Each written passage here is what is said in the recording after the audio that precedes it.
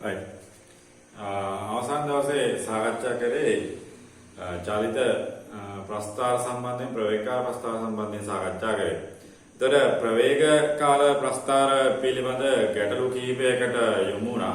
ඒතර ප්‍රවේග කාල ප්‍රස්ථාරවල සමහරක් අවස්ථාවලදී ඔයාලා සමරූපී ත්‍රිකෝණ ආශ්‍රිතව ගණනය කිරීම මේ වගේ දේවල් කරනවා කියලා පැහැදිලි කිරීමක් කරා අපි මම ඊළඟ ගිය සතියේ. right. එතකොට ඔයාලගේ චලිත සමීකරණ සහ ප්‍රවේග කාල ප්‍රස්ථාර ආශ්‍රිතව දීලා තියෙන ගැටලුව තරමක් වෙනස් ගැටලුවක් පොඩ්ඩක් ඉස්සල්ලා මම හදන්නම් කියලා හිතුවා. ඔයාලගේ 52 වෙනි ගැටලුව බලන්න 16 වෙනි පිටුවේ තියෙන. right.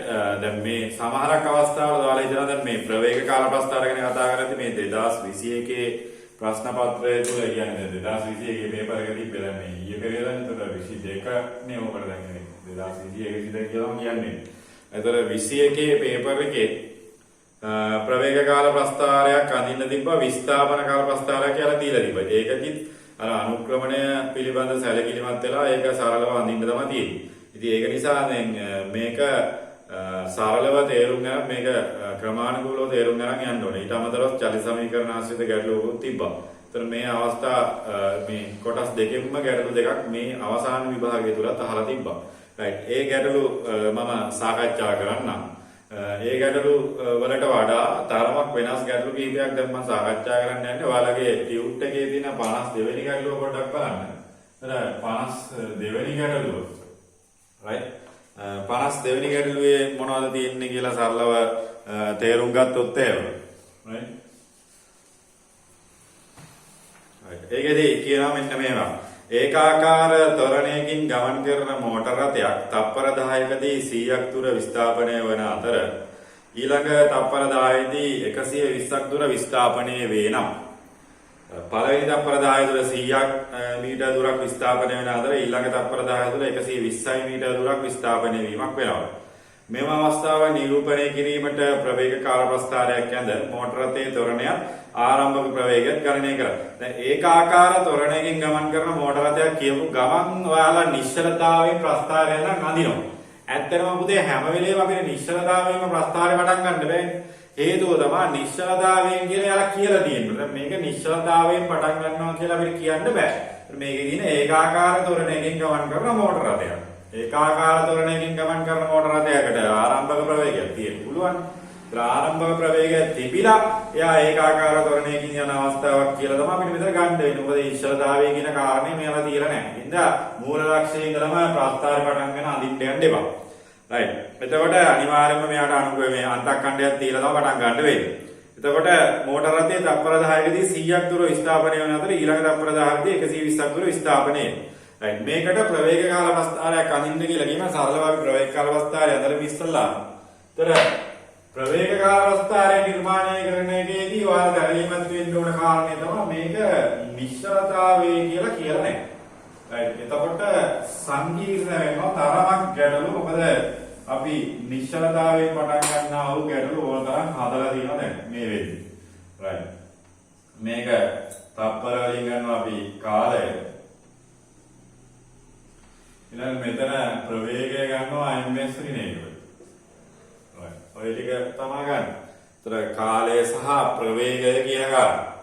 එතකොට ඒකාකාර ත්වරණයකින් ගමන් කරන මෝටර රථයක්ලු හැබැයි මේකේ තප්පර 10කදී 100ක් මීටර දුර විස්ථාපනය ඊළඟ තප්පර 10කදී 120ක් දුර විස්ථාපනය වෙනවා අවස්ථාව නිරූපණය කිරීමේ ප්‍රවේග කාල ප්‍රස්ථාරයක් අඳින්න කියලා කියන්නේ. right. එතකොට පොතේ මේකේදී අපිට සරලව ගන්න පුළුවන් දැන් මෙයාට ආරම්භක ප්‍රවේගයක් තියෙන අවස්ථාවක් තමයි අපිට ගන්න. ඒ කියන්නේ මෙතන යම්කිසි ප්‍රවේගයක් තියෙනවා. ඒතර මෙයා ඒකාකාර ත්වරණයකින් යනවා කියලා අපි අඳින්න ඕනේ. ඔන්න ඒකාකාර ත්වරණයක් ඇඳලා ඒකාකාර ත්වරණයකින් යනවා. පළවෙනි තප්පර 10 තුල කියන්නේ මෙතන අපි බිඳුවයි කියලා ගත්තොත් මෙතන 10යි. කියන්නේ මේ ටික තප්පර 10යි. ඉතින් තප්පර 10යි.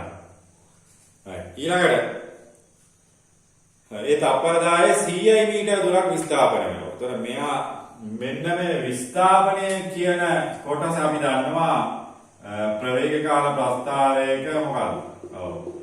කාලක්ෂය ප්‍රස්ථාර රේඛාවත් අතර සීමාවන වර්ගඵලයෙන් තමයි පුතේ දෙන්නේ මොකක්ද? ඔව්. විස්ථාපනය.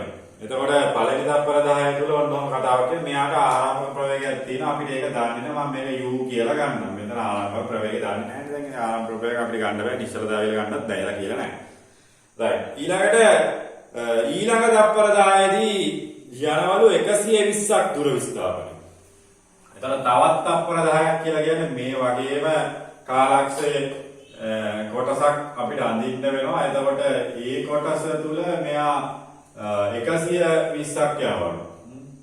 ඒ කොටස තුල මෙයා 120ක් යනවා. ඒ කොටස තුල මෙයා 120ක් යනවා.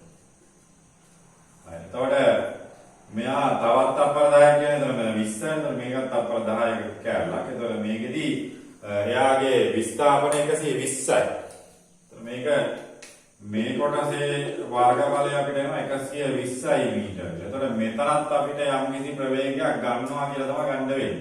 මෙතනත් අපිට යම්කිසි ප්‍රවේගයක් ගන්නවා මේ උට්ටක් තව අඳින්නම් ඉදිරියට.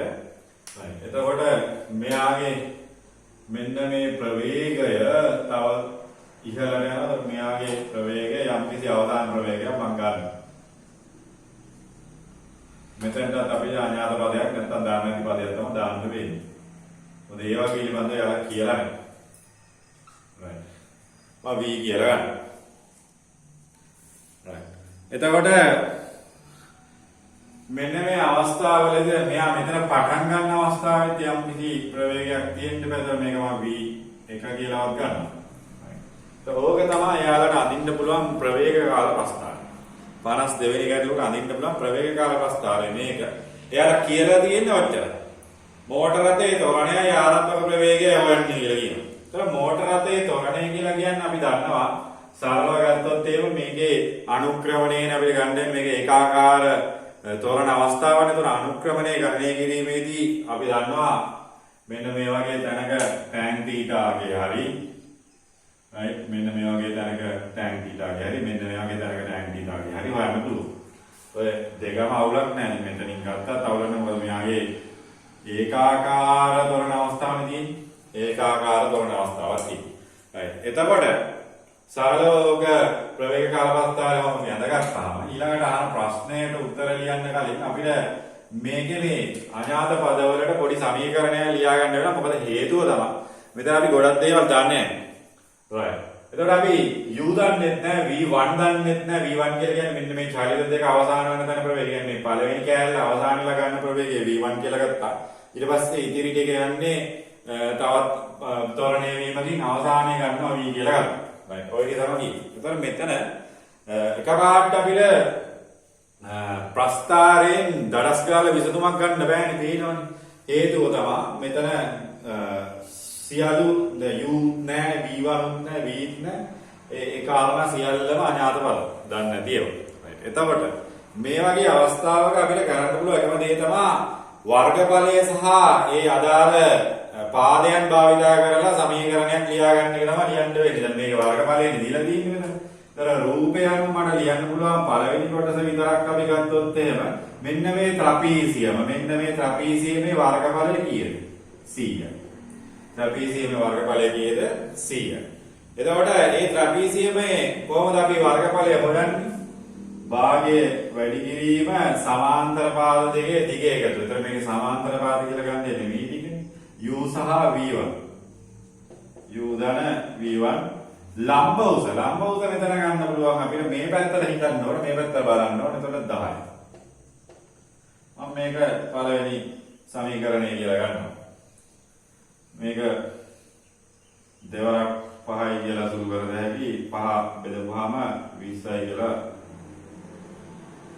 ගන්න පුළුවන් u ධන v1 කියන එක. ඔන්න ඕක මම පළවෙනිදම ලියුවා. ඊළඟට 120 කොටස දිහා බලලත් මට සමීකරණයක් ලියන්න පුළුවන්. 120 වර්ගඵලයකට අපිට සමීකරණයක් ලියුවොත් එහෙම 120 කියන්නේ භාගයයි සමාන්තර පාදවල දිගේ. එතකොට මෙයාගේ සමාන්තර පාද ඇවිල්ලා එක පාදයක් v1 අනිත් පාදය v. එක පාදයක් v1 අනිත් පාදය v. ලම්බ උස කීයද? 10. ලම්බ උස 10. එතකොට මේකත් අපිට ඕන නම් මේක සුළු කරන්න පුළුවන් 5යි. එතකොට 120 බෙදීම 5 නේ v1 ධන v කියලා ගන්නවා. right. එතකොට මේක අපි සුළු කරලාම ලියාගමු. හරි. සුළු කරලාම ලියාගමු. එතන 5 1යි 5 2යි 4. 24 සමානයි කියලා ගන්න පුළුවන් v1 ධන v කියලා ගන්න.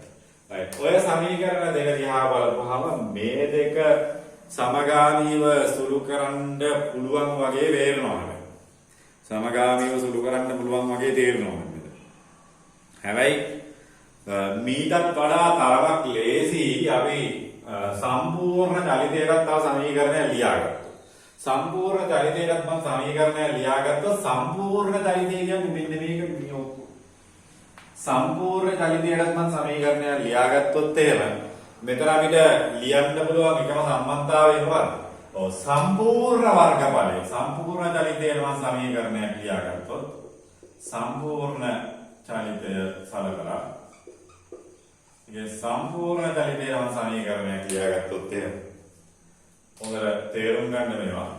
සම්පූර්ණ චලිතයේ සමීකරණය ලියාගත්තොත් මේක සම්පූර්ණ වර්ගඵලය ගන්නවා 100යි 120යි. එතකොට පුතේ 220යි මුළු වර්ගඵලය. මුළු වර්ගඵලයට අදාළ වෙන පාදක මොනවද? මුළු වර්ගඵලයට අදාළ වෙන පාදක මොනවද?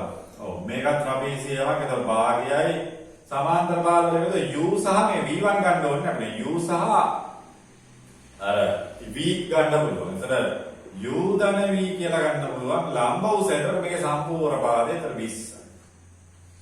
මෙයා සුළු කරගත්තා මෙතන කැපෙනවා එක 22 සමානයි u ධන v කියලා ගන්න වෙන්නේ. මම මේක තුන්වෙනි සමීකරණය කියලා ගන්නවා. right මම මේක තුන්වෙනි සමීකරණය කියලා ගන්නවා. ඔය ටික තමයි ඒකේ තේරුම් යන සිද්ධි. right එතකොට ඔබ තමයි කාරණේ. right එතකොට මේක සමගාමීව විසඳන්න සමීකරණ තුනක් තියෙනවා. 1 2 3. දැන් මේක ඔයාලට විසඳන්න පුළුවන්. ඒකට මම විසඳලා දෙන්නම්. දැන් ඕකේ සරලම කාරණය ගත්තොත් එහෙම වෙන්නේ නෙවෙයි. v1 කියන එක අපි අයින් කරගත්තොත් එහෙම වැඩි ලේසි. v1 කියන එක අයින් කරගත්තොත් එහෙම වැඩි ලේසි. ඔයාලා කැමති විදිහට මේක ගන්න සමගාමී සමීකරණ ඔයාලගේ අභිමතයේ පරිදි සුළු කරන්න මම සුළු කරන විදිහ මම මේ කියන්නේ. v1 කියන එක අපි සුළු කරගන්න එකෙන් ලියන්න පුළුවන් මට මෙතනින්. මෙතන ලියනවා v ඍණ u කියන එක v1 කියලා ලියන්න. එකෙන් ලියන්න පුළුවන් v ඍණ u කියන එක v1 කියලා ලියන්න. v ඍණ u කියන එක v1 කියලා ලියන්න. right. ඒතර v ඍණ u කියන්නේ v1. තව v1 අපේ කොහෙද තියෙන්නේ? ඔන්න දෙවෙනි සමීකරණයේ තියෙනවා v1. ඒත් දෙවෙනි සමීකරණයට වෙන්නේ මේ ආදේශ කිරීමක් කරගත්තොත් එහෙම මේ ආපු අගය v1 සමානයි v ඍණ u දෙකට ආදේශ කිරීමක් කරනවා. දෙකට ආදේශ කිරීමක්. දෙවන සමීකරණයට ආදේශ කිරීමක් කරනවා. එතන 24 සමානයි v1 කියන්නේ එතකොට 20 ඍණ u ධන v 20 ඍණ u ධන v කියලා ගන්න පුළුවන්. right එතකොට මේ සමීකරණයේදී අපිට ආවේ කීයක් කියලාද? 24යි කියලා නෑ නේද? හරිනේ. ඔව්. භාගය වැඩි කිරීම හරියද? එතකොට ආදේශ කිරීමක් කරනවා. එතකොට ආදේශ කිරීමෙන් පස්සේ අපිට සමීකරණයක් ගන්න පුළුවන් නැවත. එතකොට මෙතන මට 20 මෙහෙට ආයන්න පුළුවන්. එතකොට ඍණ 20යි කියලා. එතකොට මෙතන 20න් 24න් අඩු කරපුවම මේක 4යි කියලා එනවා. එතකොට මෙතන ධන ඍණ සුළු කරගත්තොත් එහෙනම් මෙතන v ඍණ u කියලා. එතකොට තුන්වෙනි සමීකරණයයි හතරවෙනි සමීකරණය මට ලේසියම සුළු කරන්න පුළුවන් මොකක්ද? v ඍණ u එක්කුයි v ධන u එක්කුයි තියෙන්නේ. v ඍණ u එක්කුයි v ධන u එක්කුයි තියෙනවා. මේ හතරවෙනි සමීකරණය කියලා ගත්තා. එතකොට මේක ලේසියෙන් අපිට සුළු කරගන්න පුළුවන්. එකක් කැපෙන්න සුළු කරගන්න පුළුවන්. 3 ඍණ 4 ගන්න. 3 ඍණ 4 ගන්න. එතකොට 3 ඍණ 4 ගත්තොත් එහෙම 22 ඍණ 4 සමාන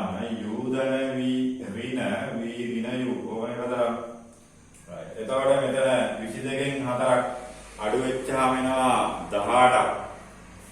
මෙතන 18 සමානයි මෙතන ධන මීටරේ නෙවි කැන්සල් ගියොත් එහෙනම් මෙතන මේරිනයි මීරිනයි දෙකයි u වෙනවා.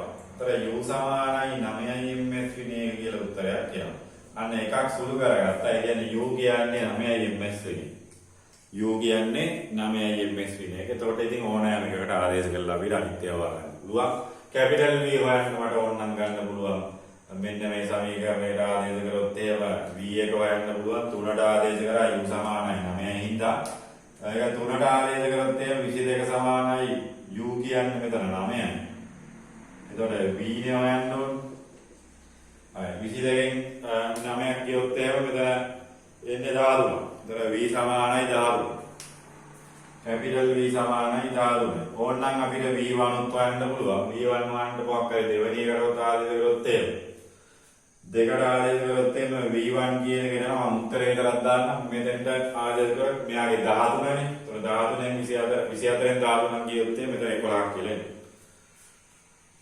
v1 කියන්නේ 11. ඔන්න එතකොට සියලුම දේවල් ටික හරි uත් හරි vත් හරි v1 උත් හරි. එතකොට පොඩි කාලයක් මම දෙන්නම් මේක සටහන් කර ගැනීම සඳහා. ඔයාලට තේරෙනවා දැන් මේකෙදි නොදන්නා පද රාශියක් තිබ්බත් අපිට ප්‍රවේග කාල ප්‍රස්ථාරයකින් සමීකරණ කිහිපයක් කරන් විසඳන්න පුළුවන්. දැන් මේ වගේ ගැටලුවක් තාම විභාගයේ තුල ඔයාලට ලැබිලා නැහැ. තාම ලැබෙන්නේ නැහැ. හැබැයි මේ වගේ ගැටලුවක් දෙන්නේ නැහැ කියලා අපිට කියන්න බෑ. මේක නුදුරු අනාගතයේදී දෙන්න පුළුවන් මේ යන ක්‍රමය අනුව. හරි? එතකොට ප්‍රවේග කාල ප්‍රස්ථාරවල වැඩි බලපෑමක් තියෙනවා. ඒ ප්‍රවේග කාල ප්‍රස්ථාර භාවිතයේදී වැඩි බලපෑමක් තියෙනවා. ඒ අනිවාර්යෙන්ම ඒවා පිළිබඳව සැලකිලිමත් වෙන්න ඕන අනිවාර්යෙන්ම. ඒවා පිළිබඳ සැලකිලිමත් වෙන්න ඕන අනිවාර්යෙන්ම. ඒතර ප්‍රවේග කාල ප්‍රස්ථාරයෙන් දාන්න පුළුවන් වැඩ ටික මම කියවිදී යන්නේ. ගිය සතියේ අපි කතා කරා සමරූපී ත්‍රිකෝණ ගණනය කිරීමක් කරන්න නැතුව කොහොමද එකපාරට උත්තරේ ගන්න. දැන් මේ වගේ එකක් වුණත් අපිට සියල්ලම අඥාත පද වුණත් අපිට හදාගන්න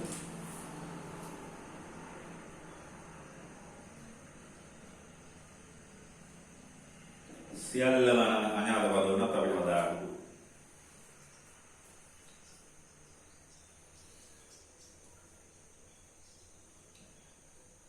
මේ ටික ගණනය කිරීම කරාට පස්සේ ඔයාලට ඊළඟ අවස්ථාවේදී අපිට අනුක්‍රමණය ගණනය කිරීමක් කරන්න පුළුවන්. right මේ ටික සරලව සටහන් කරගන්න ඉස්සෙල්ලා ඔයාලා කැමති විදියට සමීකරණය ගන්න. මේකේ මම ගත්ත විදියටම ගන්න ඕනේ. ඔයාලට ඕනනම් මුළු චලිතය ඉස්සෙල්ලා දාලා ගන්න පුළුවන්. ඊළඟට දෙවි චලිතය දාලා ගන්න පුළුවන්. මේකේ v1 කියන එකට උත්තරයක් අවශ්‍යත් නැහැ ඕනනම් ඉතින්. සුළු වෙනවනම් සුළු වෙන්නේ නැති එකයි ප්‍රශ්නේ. ඒ තමන්ගේ ක්‍රමයකට හැම වෙලේම යන්න. තමන් අනුන්ගේ ක්‍රමයකට වඩා තමන්ගේ ක්‍රමයක් නිර්මාණය කර ගැනීම තමයි භෞතික විද්‍යාව ප්‍රශ්න පත්‍රයේ තුල උනත් වැදගත් වෙන්නේ. දැන් මේ අවුරුද්දේ භෞතික විද්‍යාව ප්‍රශ්න පත්‍රයේ උනත් මේ අවුරුද්දේ භෞතික විද්‍යාව ප්‍රශ්න පත්‍රයේ MCQ පේපර් එක. 11 වෙනිදා තිබ්බ MCQ පේපර් එකේ උනත් ඔයාලට තේරුම් ගිය කාරණයක් තමයි සිද්ධාන්ත වලට මුල් තැන දීලා ලොකු ගණනය කිරීම වලට වඩා සිද්ධාන්තය අවබෝධ කරගෙන උත්තරයක් ලියන්න පුළුවන් ළමයෙකුට වැඩි ලකුණක් ගන්න පුළුවන් විදිය තමයි හදලා තියෙන්නේ. සිද්ධාන්තය අවබෝධ කරගෙන වැඩි ලකුණක් ගන්න පුළුවන් ඒ ක්‍රමයක තමයි හදලා තියෙන්නේ.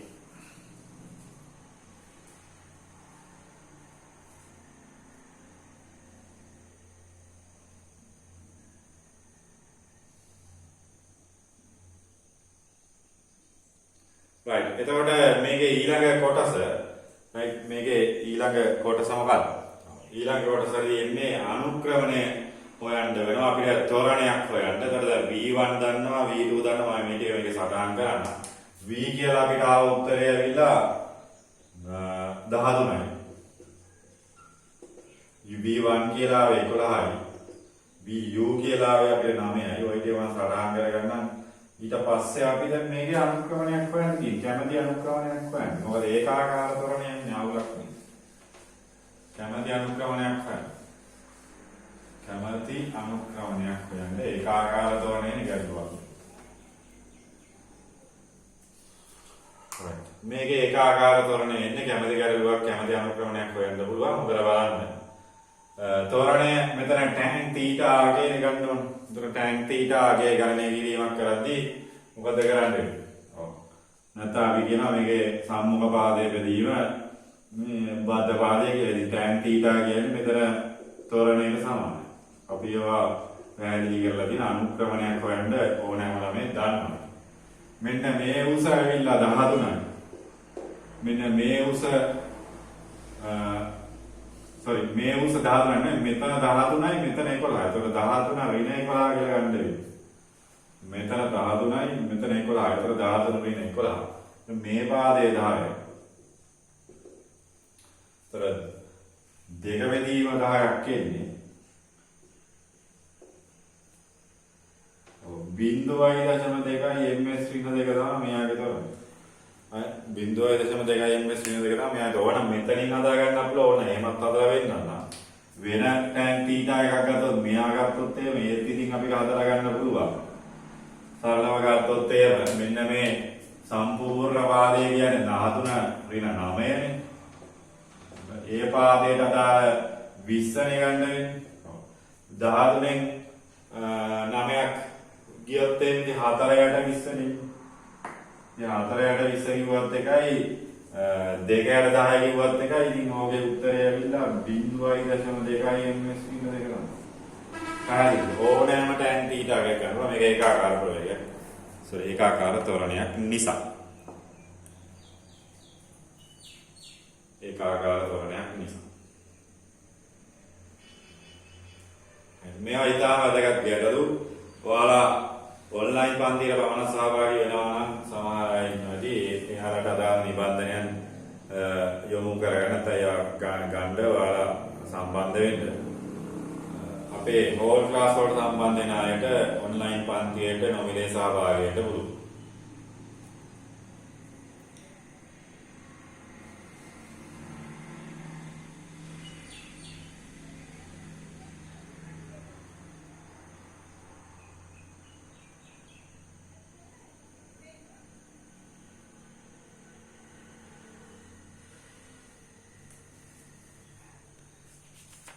බෞද්ධ විද්‍යාව ප්‍රශ්න පත්‍රය තුල ඔයාලා දැකලා දිනවා නිර්මාණාත්මක ගැටලු වෙනවා. ඉතින් නිර්මාණාත්මක ගැටලුවකට උත්තරයක් ලියද්දී ඔය වගේ ක්‍රමයක් අනුගමනය කිරීමක් කරන්න වෙනවා. ඉදිරියේදී ඔය වගේ ගැටලු අවශ්‍යද වෙන්න පුළුවන්. ඒ වගේ ඒවා තියෙන්න පුළුවන්.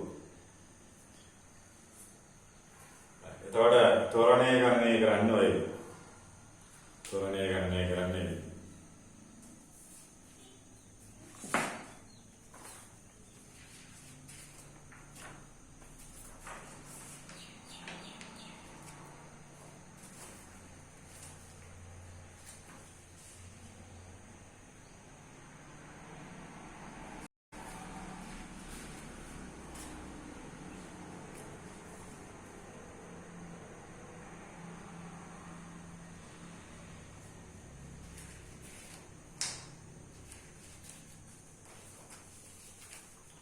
හරි. right. අපි තවත් ගැටලුවක් හදමු. පොඩි විභාග ගැටලුවක්. තරමක් වෙනස් ගැටලුවක්. අපි ඔන්ලයින් පන්ති වල සාකච්ඡා කරන්නේ තරමක් වෙනස් ගැටලු තමයි සාකච්ඡා කරන්නේ. සිද්ධාන්තයේ ආවරණය කිරීම තමයි ප්‍රධාන අරමුණ. තරමක් වෙනස් ගැටලු කීපයක් අපි සාකච්ඡා කරනවා ඒ අතරතුර. right. ඔයාලගේ නිබන්ධනය තුල තියෙන 54 වෙනි ගැටලුව 2013 49 වෙනි ගැටලුව. 2013 49 වෙනි ගැටලුව 54 වෙනි ගැටලුව 2013 සමානද 2003 49. right. 2003 49 වෙනි ගැටලුව චුට්ටක් උත්සාහ කරලා බැලුවද ඔයාලා? 2003 49 වෙනි ගැටලුව උත්සාහ කරලා බැලුවා. right. මේකේ ලොකු කාරණයක් නැහැ. ඉතින් ඔයාලා අස්තාවල තේරුමක් තියෙනවා. right. මේක මෙන්න මෙහෙම කතාවක් කියනවා. පාද වෙන්න ඇති කුමන ප්‍රවේගකාල ප්‍රස්ථාරය vt ප්‍රස්ථාරය මගින් t1 හා t2 අතර මුළු කාලාන්තරය තුල පවතින සාමාන්‍ය ප්‍රවේගය a හා b කෙළවරවලට අනුරූප ප්‍රවේග දෙකේ සාමාන්‍ය අගයට සමාන වේද කියලා. මේක දැන් එකපාරට තේරුම් ගන්න අලුත් ළමයෙකුට බැරි මේක මේ ප්‍රැක්ටිස් කරලා දිනා මේකට නම් පුළුවන්. පහත පෙන්වා ඇති කුමන vt ප්‍රස්ථාරය මගින් t1 හා t2 අතර මුළු කාලාන්තරය පුරා පවතින සාමාන්‍ය ප්‍රවේගය. මුළු කාලාන්තරය තුල පවතින සාමාන්‍ය ප්‍රවේගය a හා b කෙළවරට අනුරූප ප්‍රවේග දෙකේ සාමාන්‍ය අගයට සමාන වේද කියලා. මුළු කාලාන්තරයේ පුරා පවතින සාමාන්‍ය ප්‍රවේගය. AB කෙලවරවල් වලට සාමාන්‍යයකට සමාන වෙන්නේ කොකේද කියලා. දැන් මුළු කාලාන්තරය තුළ සාමාන්‍ය ප්‍රවේගය කියන්නේ අපි දන්නවා සරලව සාමාන්‍ය ප්‍රවේගය කියන කාරණේ නැත්නම් මධ්‍යක ප්‍රවේගය කියන කියන්නේ S total කියන එක මෙතන ගත්තා අපි U average සහ T total කියලා අපි සමීකරණයක චුට්ටක් විකරණය කරලා ලියාගත්තා සමාන යෝගිව තමයි.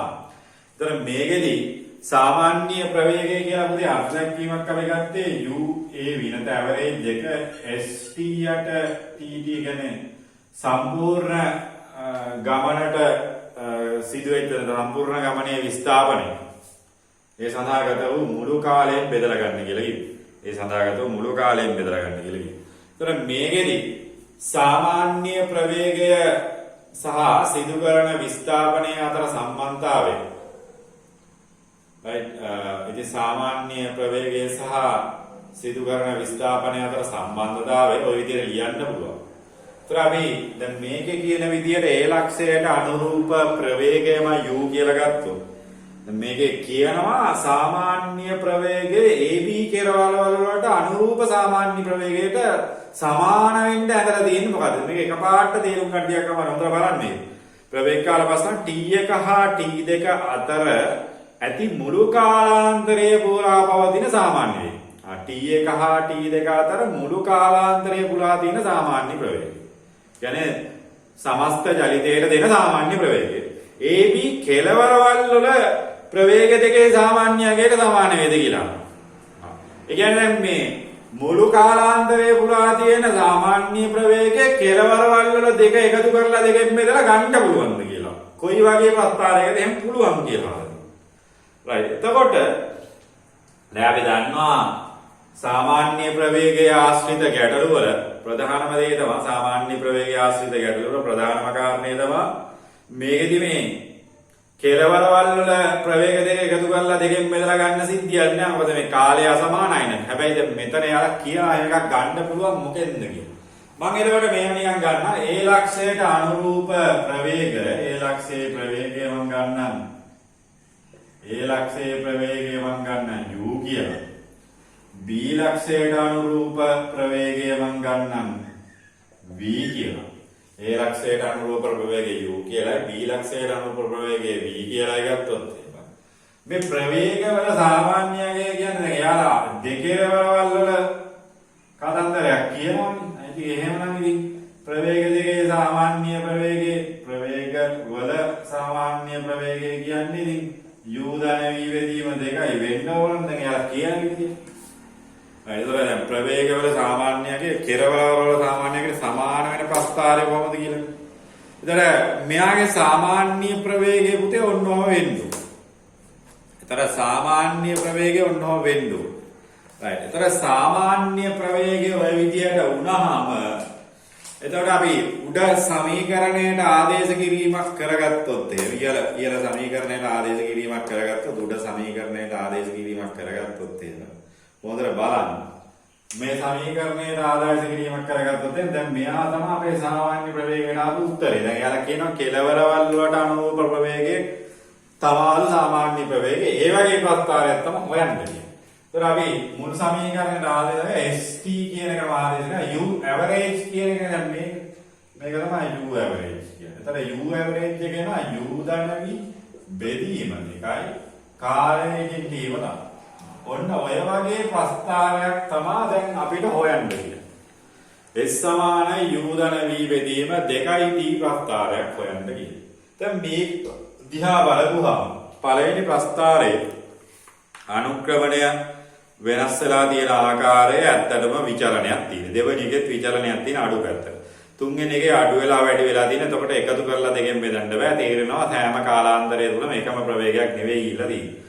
හතරවෙනි ප්‍රස්ථාරය ගත්තත් පුතේ ඒ කතන්දරේ එහෙමම තමයි එකතු කරලා දෙකෙන් බෙදන්න බෑ. හැබැයි පස්වෙනි ප්‍රස්ථාරය පුතේ පස්වෙනි ප්‍රස්ථාරය මෙන්න මේකක් දීලා තියෙනවා. පස්වෙනි ප්‍රස්ථාරය මෙන්න මේකක් දීලා තියෙනවා. ඔන්න ඔය වගේ ප්‍රස්ථාරයක් දීලා තියෙන්නේ මේක මෙන්න මෙහෙම කතාවක් තියෙනවා.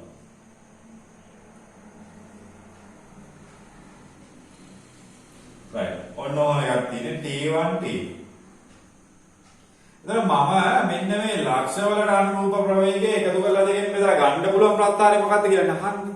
එතකොට මේක මම ගත්තොත් u කියලා. මේක මම ගත්තොත් v කියලා. මම අර ගත්ත විදිහට ගන්න ඒ ලක්ෂයේ ප්‍රවේගය u කියලා v ලක්ෂයේ ප්‍රවේගය v කියලා ගත්තොත් අපි දන්නවා සරලව මේක ඇවිල්ලා ප්‍රවේගකාර ප්‍රස්ථාරයන් නම් මේකේ වර්ගඵලය එන්නේ මෙතන ත්‍රැපීසියමක වර්ගඵල. ත්‍රැපීසියමක වර්ගඵල. ත්‍රැපීසියමක වර්ගඵලය ලියන්නේ කොහොමද? ඔව්. මේක විස්ථාපනයේනේ සමාන වෙන්නේ ත්‍රැපීසියම වර්ගඵලය. කොහොමද ලියන්නේ? සමාන්තර පාදවල දිගේ එකතුව. ඒතර u දනවි භාගයක් තියෙනවා. ලම්බ ඔසවි. එහෙනම් පුතේ මෙන්න ප්‍රස්ථාරය.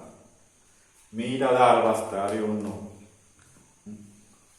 ඊට අදාළ ප්‍රස්ථාරය උන්නෝක. ඒතකොට නිවැරදි ප්‍රතිචාරය අපිට ගන්න වෙන්නේ පස්සේ නේද? ඒතකොට මේක ඇත්තටම සරල ගැටලුවක්. හැබැයි ඉතින් මේක පොඩක් පාඩල ගන්න දෝ තේරුම් ගන්න. සාමාන්‍ය ප්‍රවේගයේ කෙලවරවල් වල ප්‍රවේගයේ සාමාන්‍යයට සමාන වන ප්‍රස්ථාරය. මුළු චලිතයේ සාමාන්‍ය ප්‍රවේගයේ කෙලවරවල් දෙකේ එකතු කරලා දෙකෙන් බෙදලා ගන්න පුළුවන් කියලා. ඒ වගේ ප්‍රස්ථාරය මොකද්ද කියලා. අනේ මේකේ කෙලවරවල් වල දෙකේ එකතු කරලා ගන්න පුළුවන් හේතුව මේ එකම කාලාන්තරයක් තියෙන්නේ. එකම ප්‍රවේග වෙනස් වීමක් තියෙන්නේ. තෝරණයක් තියෙන්නේ. අපිට ගන්න පුළුවන් ඒ විදිහට.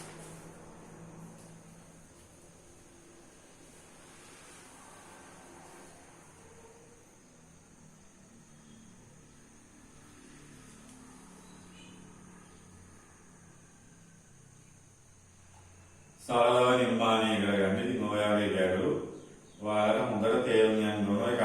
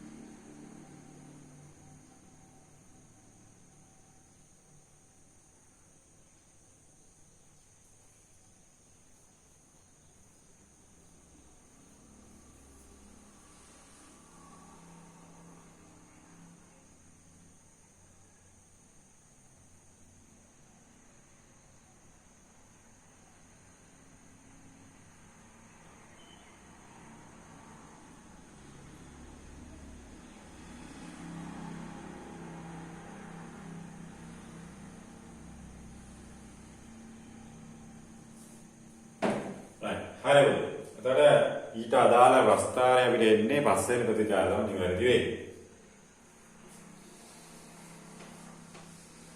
මේවා හොඳට තේරුම් අරගන්න ඔයාලට අතපසු කාරණා නම් ඔයාලා මේවා බලලා පැහැදිලිව නිර්මාණය කරගන්න. රයිට්. ඔයාලා දිගටම අපිත් එක්ක එකතු වෙලා ඉඳියොත් එහම සරල ගැටලු බවට පත් වෙනවා. සරල දේවල් බවට පත් වෙනවා. රයිට්. ඊළඟට තෝරාගන්නම් 56 වෙනි ගැටලුව. 1984 47 වෙනි ගැටලුව.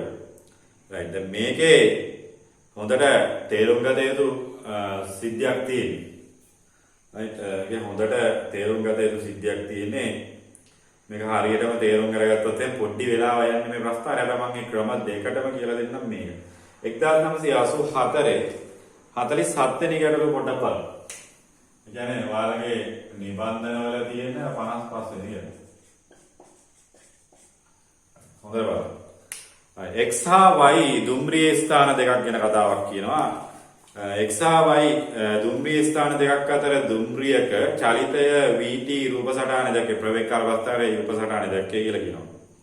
t1 t2 හා t3 කාලාන්තරවලදී දුම්රිය ගමන් කළ දුරවල් පිළිවෙලින් 3 11 2 ආදී වශයෙන් වෙනවලු. දුම්රියේ උපරිම ප්‍රවේගය පැයට කිලෝමීටර් වලින් කීයද කියලා අහනවා. right. දුම්රියේ උපරිම ප්‍රවේගය පැයට කිලෝමීටර් වලින් කීයද කියලා අහනවා. right. ඉතින් හොඳට බලන්න වෙයි. right. මේකේ දීලා තියෙන ප්‍රවේග කාල ප්‍රස්ථාරය වගේ ඉස්සරලා අඳින්න. හොඳට බලන්න. ඕමම ඉඳි නැවත මම ඔය කියවපු ගාන නැවත කියවන්න. මේක අඳිනවා. right මේක අඳිනකම් නැවත ගාන කියවන්න.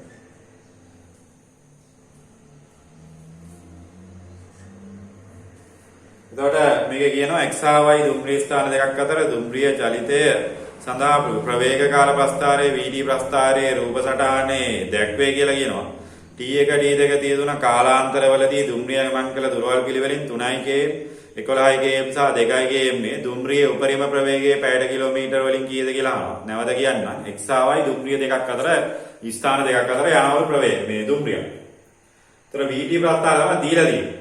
වීදි ප්‍රස්ථාරවල T1 T2 කාලාන්තරවලදී එක එක වෙලාවල එක එක මේ විස්ථාපන තමයි කරලා තියෙන්නේ. ඒකයි මේකේ ත්‍රාපීසියමක හැඩයක් දීලා තියෙන්නේ. ඒක ත්‍රාපීසියමක හැඩයක් දීලා තියෙන්නේ. right ඕක මෙන්න මේ වගේ දීලා තියෙන්නේ. ත්‍රාපීසියමක හැඩය.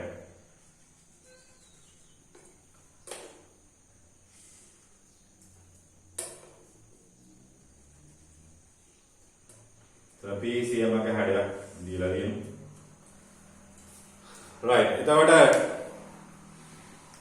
මේකේ කාලාන්තරයන් අපි ගත්තොත් මේක t1 කියලා ගන්නම් මෙතන මම t2 කියලා ගන්නම් මෙතන t3 කියලා ගන්නම්.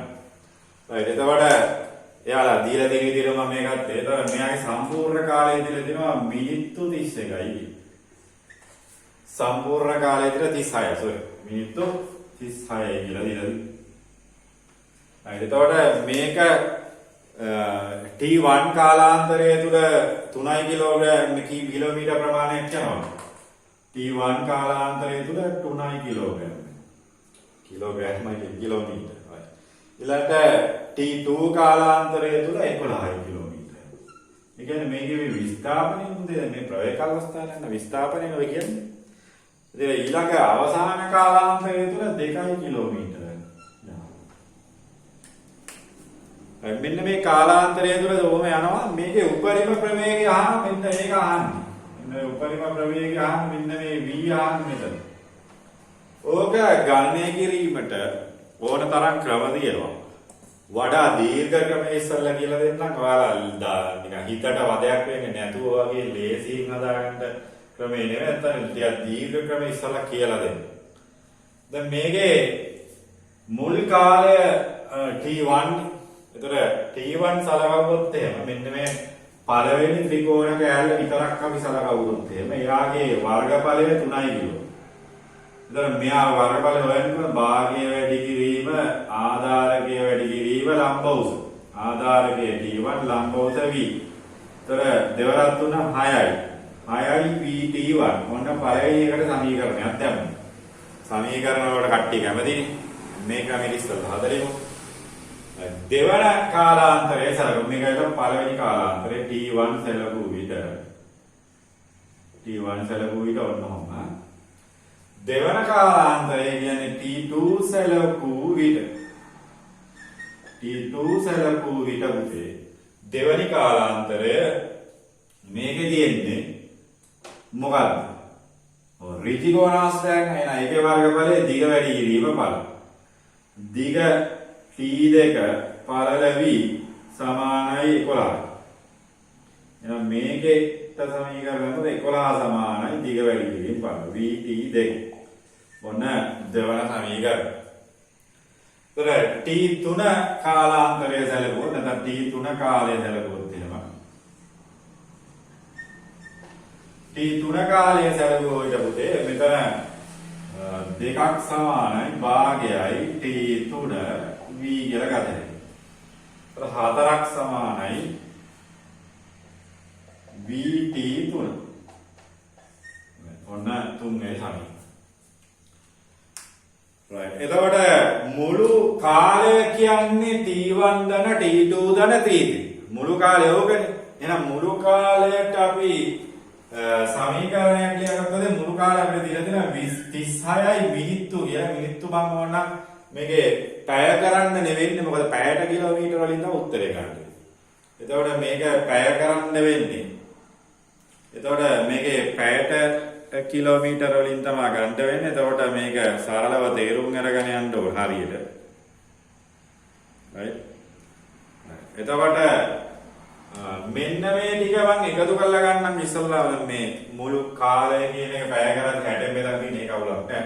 මේක මම එකතු කරලා ගන්නම්කෝ. ඒතකොට එකතු කරොත් එහෙනම් මොකද වෙන්නේ? 1 දාන 2 දාන 1 දාන 2 දාන 3 යන මුළු විස්ථාපනේ 6යි 11යි 4යි 21යි.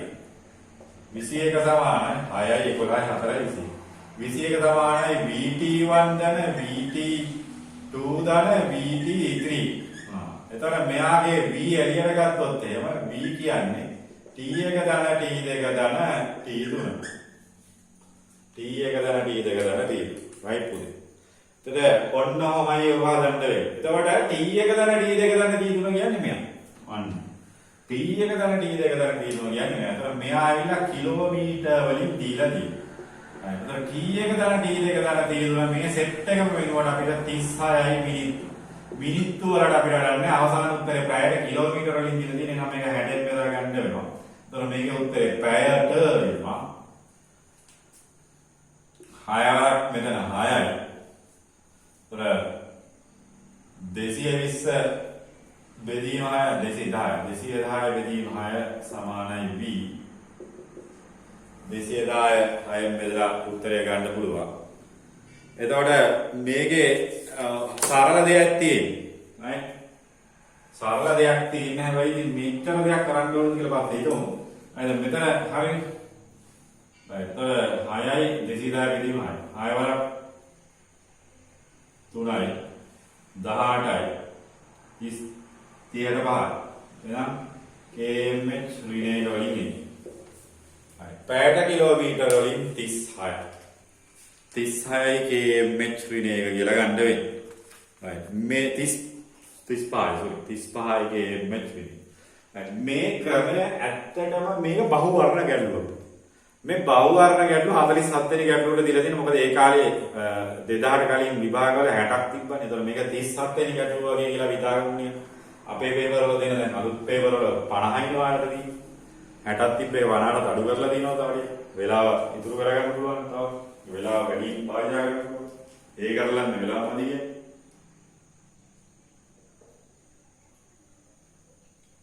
දැන් අපි විභාග කරන කාලවල 2000ට කලින් විභාග වල එහෙම තිබ්බේ බහුවර්ණ 60ක් ඔය පැය දෙක ඇතුළතම ලියන්න. ඉතින් ඔය ගුණාත්මක භාවයේ තියෙන ගැටලු පේනවනේ. ඉතින් ඔය දීලා තියෙන ගැටලු ආයේ වෙනස් නැහැ ඉතින්. දැන් කට්ටියට ඉතින් තාමක් ලේසි. ලේසි තිබිලක් තමයි ඉතින් ඔය කාරණා කියන්නේ. අපිට සර් මේවා අමාරුයි ආයේ. එතකොට දැන් මේ ක්‍රමයට මේක හැදුවොත් එහෙනම් පුතේ මම අර කියන්න වෙලා අපරාධ. මේක ඉස්සල්ලා සටහන් කරගන්නකො කමන්නේ.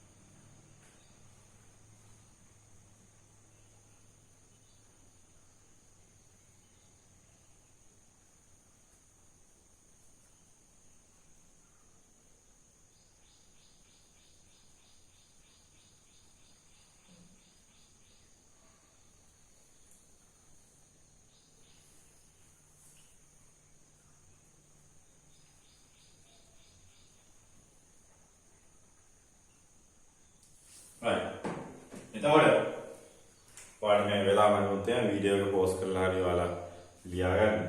මේ ක්‍රමයට හදාගෙන යද්දී ඇත්තටම මේකේ වෙලාව අපරාධ. මීට වඩා අපි දේවල් ඉගෙනගෙන තියෙනවා, ඒ දේවල් දැකලා තියෙනවා.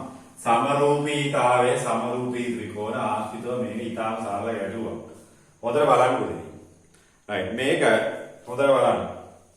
ඒ බලන්නකෝ දැන් මෙතන මෙන්න මේ ත්‍රිකෝණ ටික දිහා පොඩ්ඩක් නිකන් මෙන්න මේ මෙතෙන්ට එහා පැත්තේ ත්‍රිකෝණයක් තිබ්බා කියලා හිතුවොත් සහ මෙන්න මේ ත්‍රිකෝණේ මම මේ මනක් කල්පිතව අඳින ත්‍රිකෝණ.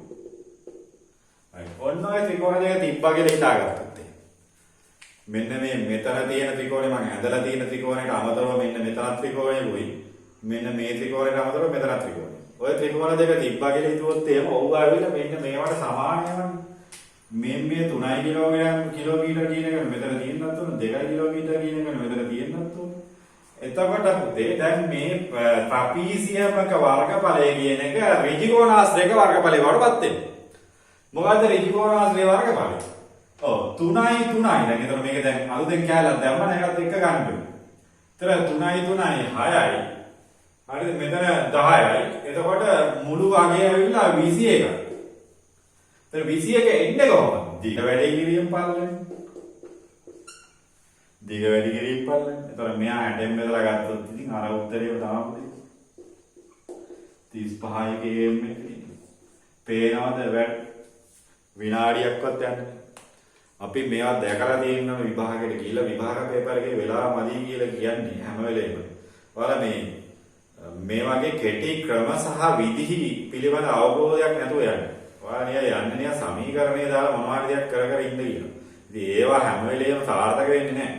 ඒක නිසා හැම වෙලේම තේරුම් ගත යුතු කාරණයක් තමයි මේවා ඉක්මනට වටහා ගන්න වෙනවා. මේවා ඉක්මනට ගන්න වෙනවා. ඔය නැති වුණත් අපේ වෙලාව කියන එක ඇත්තටම බලමු. දැන් අර සමීකරණ තුනක් කියලා එකතු කරලා හදන විදිහ මම කියලා දුන්නා. මේක දෙවෙනි ක්‍රමය. දෙවෙනි ක්‍රමය සහ වඩාත්ම සුදුසු ක්‍රමය තමයි මේක. මොකද අපි බහුවාරණ ප්‍රශ්න පත්‍රයක උත්තර ලියන්නේ යන්නේ. ඒකට ලොකු කාලයක් වැය කර ගමන කරන්න බෑ. හදාගන්න. මෙන්න ක්‍රමය සමරූපී ත්‍රිකෝණ මෙයා වගේ එකක් මෙතන තිබ්බා කියලා හිතුවොත් එහෙම ඒ වගේ මෙයා වගේ එකක් මෙතන තිබ්බා කියලා හිතුවොත් එහෙම මුළු රූප සටහන ත්‍රාපීසියමක් වෙච්ච එක ඍජුකෝණාශ්‍රයක් බවට පත් වෙනවා. ඍජුකෝණාශ්‍රයේ වර්ගඵලයත් අපි දන්නවා වර්ගඵලයේ දිග වැඩි කිරීම පාඩම සමාන කරලා සරලව ගන්න. අර උත්තරේම ඉන්නේ ක්‍රමය වෙනස් එච්චරයි ගන්න.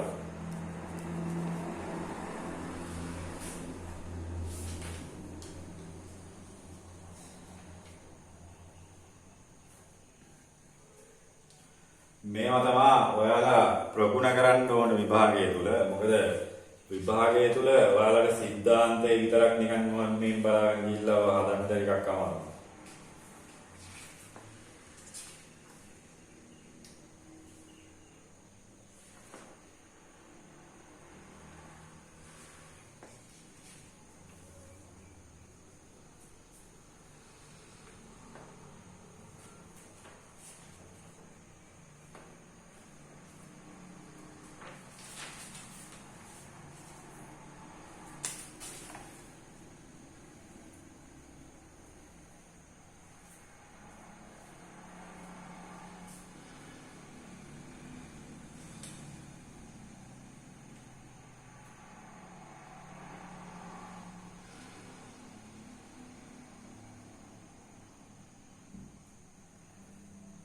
ඔයාලා ටියුට් එකේ තියෙන අනිකුත් ගැටලු බලන්න. මොනෑම හෝ ගැටලුවක් ඔයාලට තියෙනවා නම් ඒවා යොමු කරන්න පුළුවන් අදාළ Telegram group වලට හරි අදාළ WhatsApp group වලට හරි යොමු කරන්න පුළුවන්. ගැටලුවක් කරගන්න එපා.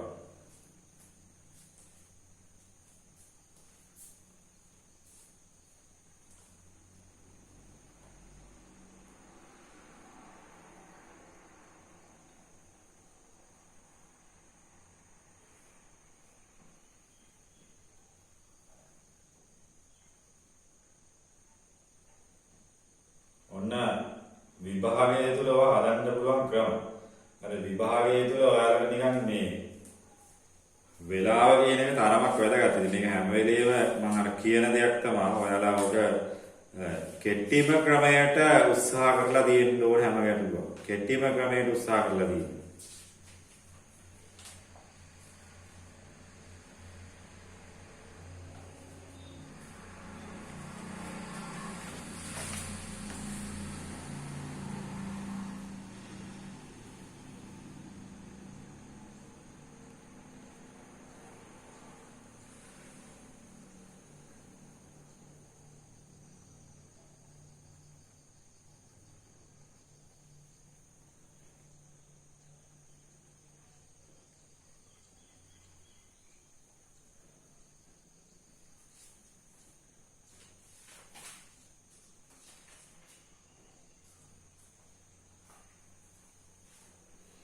හරි පුතේ.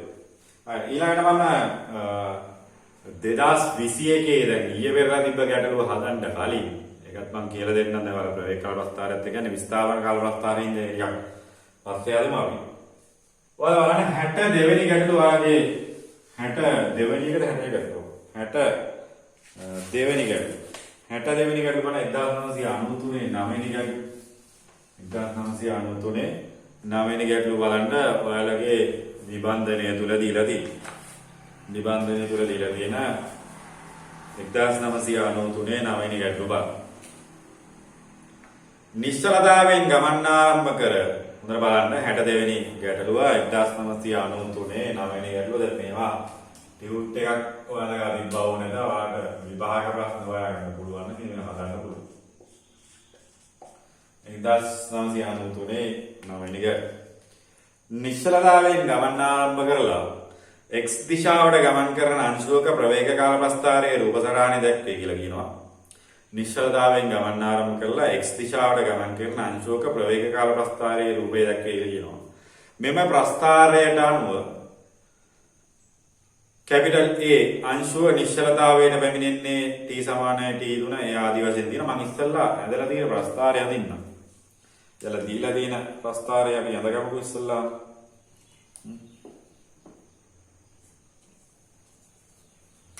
දීලා තියෙන ප්‍රස්ථාරය අඳගමුකෝ ඉස්සෙල්ලා. right හොඳයි බලන්න.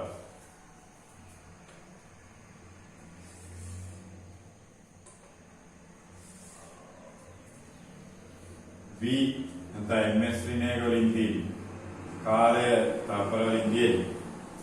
ඒකට යාලා දීලා තියෙන ප්‍රස්ථාරයෙන් එහෙම අදින්න. දීලා තියෙන ප්‍රස්ථාරයට අනුවනේ අහන්නේ උත්තරය. ඔන්න දීලා තියෙන ප්‍රස්ථාරයෙන් එහෙම අදින්න.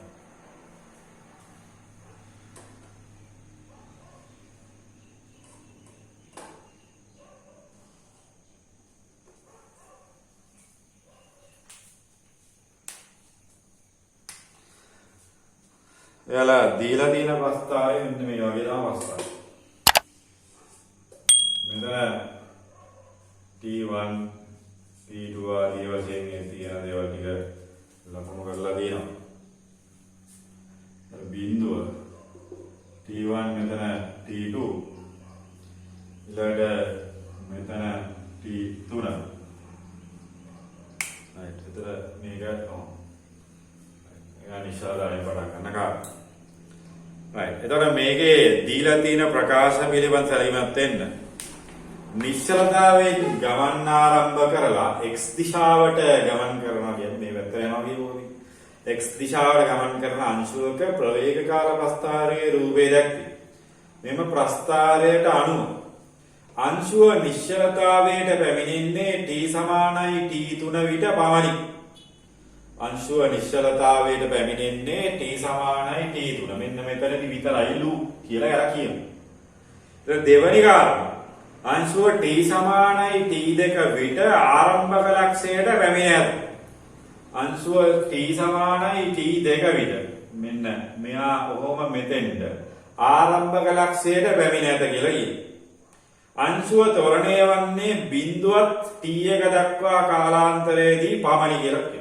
බිඳුවයි t2යි අතර විතරම ත්වරණය වෙන්නේ කියලා එයාලා කියනවා. දැන් මේ ඉහත ප්‍රකාශ අතරින් සත්‍ය වන්නේ මොනවද කියලා. පොඩක් කල්පනා කරලා බලන්න. මේ ගොඩක් කල්පනා කරලා බලන්න. මොකද්ද? සරල දෙයක් තියෙන්නේ. හැබැයි තේරුම් අරගෙන වැඩේ කරන්න වෙනවා. දැන් පොතේ වස්තුව නිශ්චලතාවයට පැමිණීම කියන්නේ මොකක්ද? වස්තුව නිශ්චලතාවයට පැමිණීම කියන්නේ ප්‍රවේගයේ ශුන්‍ය වීම. ඉතින් පුතේ මේකේ ප්‍රවේගයේ ශුන්‍ය වීම කියන කාරණය මෙතනදී දැන් මේක කියන්නේ නම් මොකද්ද? t සමානයි t3 දී විතරු නිශ්චලතාවය. දැන් බලවොත් මේක පැහැදිලි මේක ප්‍රවේග කාල ප්‍රස්ථාරයක් නම්. මෙන්න මෙතනදී ශුන්‍ය වෙනවා අයාලා කියන දා හරි. හැබැයි මෙතනදී ශුන්‍ය වෙනවා. මෙතන ශුන්‍යයි. මේ කාලාන්තර මේ කාල පරාසයට මේ කාල අගයන් තුනේදීම වස්තුව නිශ්චලතාවය. මෙයා බිඳුව වල නිශ්චලතාවය T2 වලදී ක්ෂණික නිශ්චලතාවයකට හරිපත් වෙනවා. T3 දී නිශ්චලතාවයකට. එතකොට ඒ කියන ප්‍රකාශය අපිට එකඟ වෙන්න බෑ මෙයා වල. T3 දී විතරයි නිශ්චලතාවයටපත් වෙන්නේ කියන එක වැරදි. ඊළඟට දෙවෙනි කාරණේ T සමානයි T2 විට ආරම්භක ලක්ෂයට පැමිණෙන. T සමානයි T2 විට ආරම්භක ලක්ෂයට පැමිණෙන. තර T සමානයි T2 විට ආරම්භක ලක්ෂයට පැමිණෙත කියලා කියන්න මොකද වෙන්න ඕනේ? දැන් අපි දන්නවා මේක විස්තරය. ගියානම් ආයෙ එන්න ඕනේ. ගිහිල්ලා ආයෙ එන්න ඕනේ. ගිහිල්ලා ආයෙ එනවා කියන්නේ විස්තරනේ මොකක් වෙන්නේ? ශුන්‍ය වෙනවා. මේ ටිකේදී T සමානයි T2 වෙද්දී විස්ථාපනයේ ශුන්‍ය වෙලා තියෙනවද? නෑ නෙමෙයි රාගයක් තියෙනවා. ඔයාලට මේ වගේම ත්‍රිකෝණයක් පහළට ඇදලා තිබ්බොත් අන්න වැඩේ කරා. මෙන්න මේ වර්ග ඵලයම තියෙන එකනේ පල්ලෙහායින් ඇදලා තිබ්බොත් T2 එතන ලකුණු කරලා තිබ්බොත් මෙයාගේ ධන වර්ග ඵලයට අර ඍණ වර්ග ඵලය කැන්සල් වෙලා යනවා කියලා අපිට ගන්න පුළුවන්. එතකොට විස්ථාපනයේ ශුන්‍ය. හැබැයි මේ අවස්ථාවේදී විස්ථාපනයේ ශුන්‍ය වෙන්නේ නෑ. B ප්‍රකාශයත් එතකොට ඒක උත්තරයක් නම් ගන්න පුළුවන්. හැබැයි තුන්වෙනි ප්‍රකාශය ගැනත් අපි උටක් බලමු. මොකද AB අසත්‍ය නම් ඉතින් අන්තිම එකේ සියල්ල අසත්‍ය කියන එක උත්තරයකට ගන්න වෙනව නෑනේ. right. අංශුව තොරණය වන්නේ බිඳුව සමානයි t1 දක්වා කාලාන්තරය තුල පමණයි. පට්ටවැරදි. ඇයි? බිඳුවයි t1යි අතර තොරණය වෙනවා. මෙන්න තොරණය වෙනවා. මේ තොරණය වෙනවා. ඉතින් මෙතනත් තොරණය වෙනවනේ. මෙහෙ මන්දනයකුත් වෙනවනේ. ඉතින් මන්දනය ත්‍රිණ තොරණය. ඔය හැමදාම තොරණය. ඉතින් ඒකට එහෙනම් A B C කියන ප්‍රකාශ සියල්ලටම අපි එක ගන්න බෑ. ඒක නිවැරදි ප්‍රතිචාර අපිට ගන්න වෙන්නේ 62 වෙනි එකේදී. අවසාන උත්තරය තමයි ගන්න වෙන්නේ පස්වෙනි ප්‍රතිචාරය තමයි නිවැරදි වෙන්නේ. අවසාන උත්තරය නැත්නම් පස්වෙනි ප්‍රතිචාරය තමයි නිවැරදි වෙන්නේ. ඊළඟ අපි බලන්න පොඩ්ඩක් 2000 ගණන් වල අලුත් පොඩි අලුත් ගැටලුවකට චුට්ටක් එමු. 2019 31 වෙනි ගැටලුව අංක 64. මේක හදාගෙන ඉන්න ඉස්සෙල්ලා ඊට අදාළ දේවල් ටික ලියාගෙන ඉන්න. right. ඔයගේ අදාළ දේවල් ටික කියලා කියන්නේ මේකේ ලියන්න තියෙන අපිට ඒ ලක්ෂයේ පළවෙනි ප්‍රකාශයට අනුව තොරණය මොකක්ද ඒක ආවේ?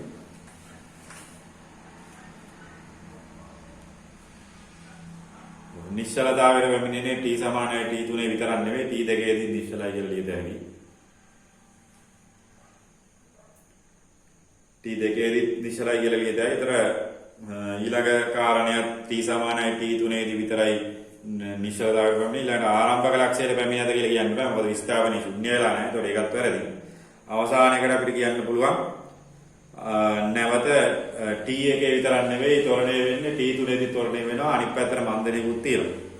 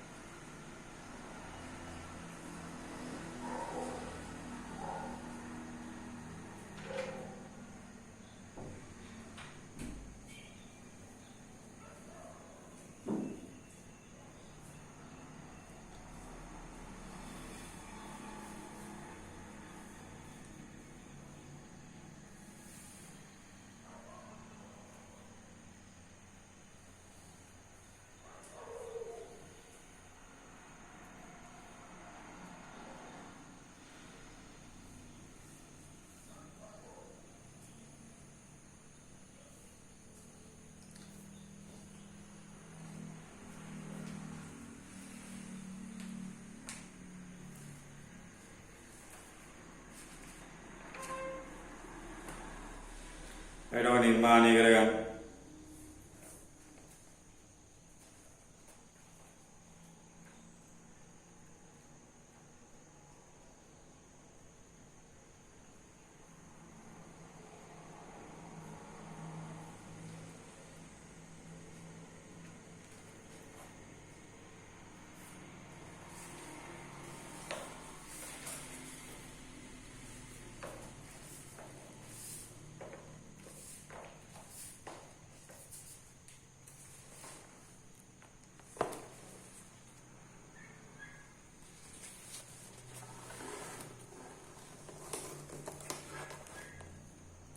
right. කාලය ප්‍රමාණවත්දී. right. ඔයාලා බලමු දැන් 2019 ළඟපාත ගැටලුවක්. 2019 31 වෙනි ගැටලුව පොඩ්ඩක් බලමු. 2019 31 වෙනි ගැටලුව. මෙතන ගුරුත්ව චලිතය කියන කොටසලත් මේක අයිති වෙන අතරම. ඒ වුණාට දැන් මෙතන මම දාලා තියෙන නිසා මේ ටුක්ටක් අපි කල්පනා කරලා බලමු. පන්දුවක් 1 මීටර උසක සිට පොළවට නිදහස් උදාහරණවල 64 වෙනි ගැටලුව බලන්න. ගුරුත්ව චලිතය කියලා වෙනම සාකච්ඡා කරනවා. ඒකට මේක සරල ඔයාලට හදාගන්නත් පුළුවන් විදිහ. ඒ නිසා මම සාකච්ඡා කරනවා. පන්දුවක් 1 මීටර උසක සිට පොළවට නිදහස් උදාහරණ ලැබේ. එක් පොළා බැනීමේදී එහි වේගය 100කින් අඩු වේ. හරි 1 මීටර උසක සිට පොළවට නිදහස් කරන වස්තුවක්. 1 මීටර උසක ඉඳලා පොළවට වස්තුවක් නිදහස් කරනවා.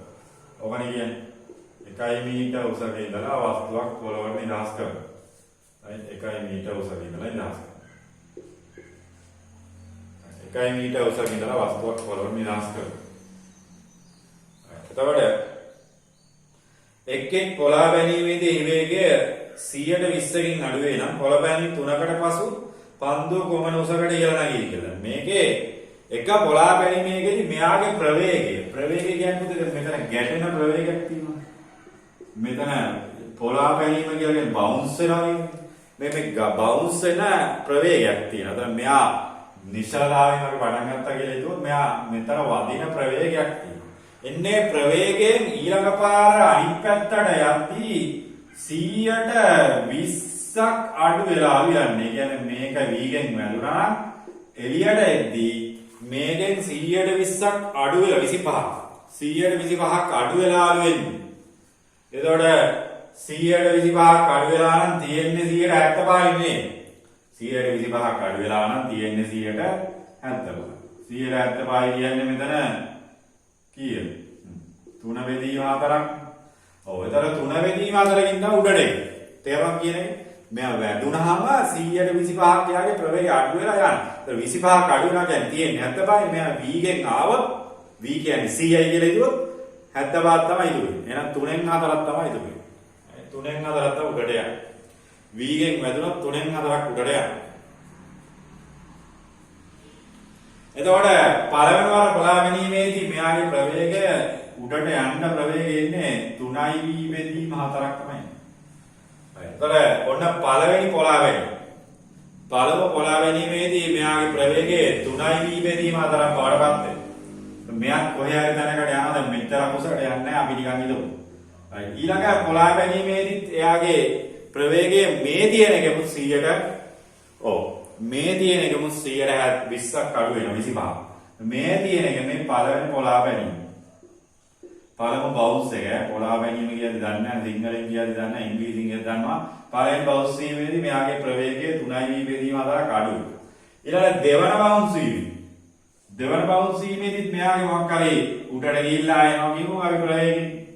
ඒ දෙවන බවුන්ස් වීමේදීත් මෙයාගේ ප්‍රවේගය මොකද්ද වෙන්නේ?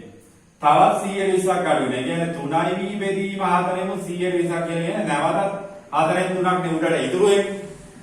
ඒතර පළවෙනි බවුන්ස් වීමේදී ඉතුරු වෙන ප්‍රවේගය මෙච්චරයි. පළවෙනි බවුන්ස් එකේදී වෙන්නේ උත්තරය මෙච්චරයි. ඒතර දෙවෙනි බවුන්ස් වීමේදී එන්නේ ඔච්චරයි. ඒතර දෙවන පොළා ගැනීම මේක. එයාලා අහන්නේ තුන්වන පොළා ගැනීම. ඒතර තුන්වන පොළා ගැනීමේදී ගමන් කරන උසනෑන තුන්වන පොළා ගැනීම කියන්නේ පුතේ මේ දෙන්නටම තවත් එකේ 175ක් නේ ගන්න වෙන්නේ. තවත් 175ක් ගන්න. එතකොට පුතේ මෙයාගේ ඉතුරු වෙන ප්‍රවේගය පොළා බැනීම් 3ක් තුන්වන පොළා බැනීම. පොළා බැනීම් 3ක් පස්සේ පොළා බැනීම් 3කට පස්සේ ඉතුරු වෙන ප්‍රවේගය මොකක්ද? ඔව් ඉතුරු වෙන ප්‍රවේගය ඇවිල්ලා අවසානයේ ඉතිරි ප්‍රවේගය කියනම ඉතිරි ප්‍රවේගය කීයද? ඔව් 3 තුන්වෙනි බලයයි v බෙදීම 4 තුන්වෙනි බලයක් කියලා ගන්න. 3 තුන්වෙනි බලයයි v බෙදීම 4 තුන්වෙනි බලය. ඔක තමයි කතාව. මේවට ඕන කියන්න පුළුවන් 4 යට 3 තුන්වෙනි බලයයි ඕන ඉතුරු වෙච්ච ප්‍රවේගය. දැන් ඉතුරු වෙච්ච ප්‍රවේගය ඔච්චර. එතකොට මෙයාගේ ආරම්භක ප්‍රවේගය අපි දන්නවා නම් මෙයා කොච්චර උසකට යනවද කියන කාරණේ අපිට සලකා බලන්න පුළුවන්. දැන් මෙතන හොඳට බලන්න. මෙයා ගුරුත්වාකර්ෂණය නැත්නම් ගුරුත්වජ ත්වරණයට දෙවැටෙන්නේ. අනේ ගුරුත්වජ ත්වරණයට දෙවැටෙන්නේ. ඒතර ගුරුත්වජ ත්වරණයට දෙවැටෙනවා මුල් අවස්ථාවේ අපි v වර්ගය සමානයි u වර්ගය ධන 2as එකක් දැම්මොත් එහෙම ආරම්භක ප්‍රවේගය අපි වුණාම මෙයා නිශ්චලතාව වැටෙන්නේ දුරත්වයට දෙවැටෙන්නේ මෙයා වැටෙන්නේ මීටර 1ක ඉඳලා. ඒතර මෙයාගේ ප්‍රවේගය ඇවිල්ලා මූල 20යි. මූල 20යි කියන්නේ මෙතන හතරවක් පාගත්තොත් මූල 5 කියලා ගත්තොත්. දෙකයි මූල. මෙයාගේ ප්‍රවේගය ඇවිල්ලා දෙකයි මූල. ප්‍රවේගය ඇවිල්ලා දෙකයි මූල 5ක් තමයි. right. ඒතර මේ ප්‍රවේගයෙන් තමයි මෙතන වදින්නේ. ඒතර එයාගේ අවසානයේ නගින්න යන ප්‍රවේගය ඇවිල්ලා මේ දෙකයි මූල 5න් මෙතරක් වෙනවා. ඒතර v කියන්නේ දෙකයි මූල 5යි. නැත්නම් මූල 20යි. ඒකෙන් අර ප්‍රමාණය තමයි නගින්නේ. ඒතර අර ප්‍රමාණය තමයි නගින්නේ. right. එතකොට මොකක්ද එයාගේ ප්‍රවේගය? අවසාන ඉතිරි ප්‍රවේගය මේක ආදේශ කරොත් එහෙම 3/3 එකයි මේක මූල 20යි කියලා මම ගන්නවා. ඔන්න ඕක තමයි ප්‍රවේගය. ඒ ප්‍රවේගයෙන් කොපමණ උසකට යයිද? ඒ ප්‍රවේගයෙන් යන උස අපිට මේ සමීකරණයම තමයි ගන්න වෙන්නේ ඉහළට.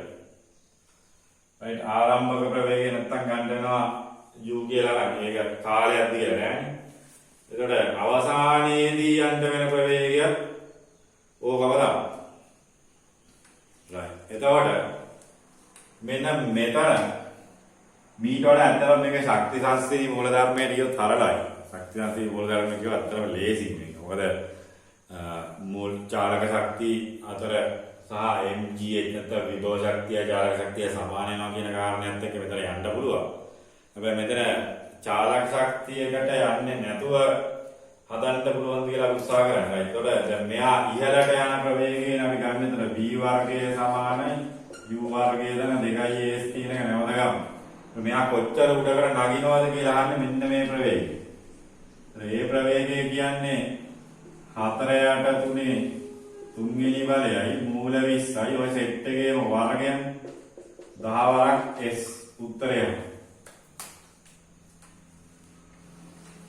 එතකොට මෙතන මේ මූල 20 වර්ගයට මෙතන 20 කැන්සල් වෙලා යනවා. එතකොට මේ s කියන එකට උත්තරය එන්නේ උදේ 3/4 තුන්වෙනි බලය. 3/4 තුන්වෙනි බලයක් කියන්නේ. නැවත මම ඉහළට දැම්මා මේ අන්තිමට ආපු උත්තරයත් එක්ක ඉහළට v වර්ගය සමාන u වර්ගය දෙන දෙකයි s ගන්න. මේ 3/4 උත්තරේ තුන්වෙනි බලයක්. එතන මෙයාගේ තුන්වෙනි බලය කියන්නේ කීයද? ඔව් 3/3 බලය කියන්නේ තුනේ වර්ගයක් sorry මේ 3/3 බලය වර්ගයක් කියන්නේ මෙතන වර්ගයනේ අපි ගන්න. ඔව් එතන වර්ගයක් කියන්නේ sorry වර්ගයක්. එතකොට මෙයාට අපිට ලියන්න පුළුවන් මේ සෙට් එකේම වර්ගයක් දෙන්නේ. මෙතන 6ක් කියලා ඉන්නේ. ඒකේ 6 වෙනි බලයක් කියලා ඉන්නේ. අද මෙතන 3/3 බලය වර්ගයක් නේද? එතන 6ක්. ඒක ඔච්චර උසක් තමයි යානයි මීටර 3/4 6 වෙනි බලයකට තමයි. right මෙතන මම අර ආදේශ කරා මේක මේ ආපු උත්තරේ මේක මේ 3/3 වෙනි බලයේ විතරක් වර්ගයක් දාන්න ඕනේ. මේ 4කටත් වර්ගයක් තියෙන ගණයක් තියෙනවා. මේ ගණයටත් එක්කම ගන්න. එතකොට මේ වරහනත් එක්ක එයාගේ වර්ග කිරීමක් කරේ. එතකොට මේ වර්ගය මේකේ 20 වර්ගයේ 20මනේ. 20 වර්ගමූල 20 වර්ගයේ 20මනේ. එතකොට මෙයා කැන්සල් කරා. මේක වර්ග වුණොත් එහෙම නැවත එනවා. right එතකොට නිවැරදි ප්‍රතිචාරය අපිට ගන්න වෙන්නේ 4 වෙනි ප්‍රතිචාරය තමයි නිවැරදි. නිවැරදි ප්‍රතිචාරය 4 වෙනි ප්‍රතිචාරය. ඔක චලිත සමීකරණ වලින් යද්දී ඔහම යන්න වෙනවා. චලිත සමීකරණ වල යද්දී ඔහම යන්න වෙනවා. හැබැයි අපිට ශක්ති සංසිද්ධිය වෙන එකපාරට දාන්න සමීකරණ. ඒක තරලයි. තව ලේසි. හැබැයි ඉතින් මේකත් ඔයාලා දැනගන්න. ඉතින් මේ චලිත සමීකරණ යන්න පුළුවන්.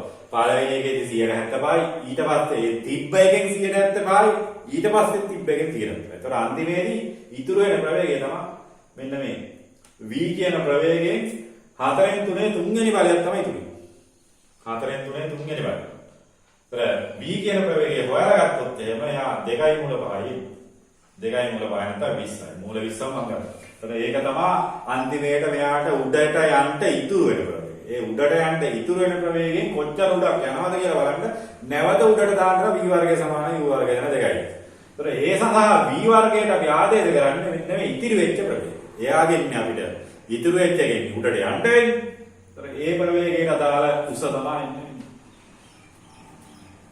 එතකොට නිවැරදි ප්‍රතිචාරයෙන් හතරෙනි ඔක සුතරමක් සංකීර්ණයි කියලා අපි හිතනවා. සංකීර්ණ නෙවෙයි ඇත්තට මේක මේ හානි වීම නම් ඉතුරුයි. 125ක් හානි වෙනවා නම් ඉතුරු වෙන්නේ කොච්චරද? හානි වීම නම් ඉතුරු වීම කියන්නේ.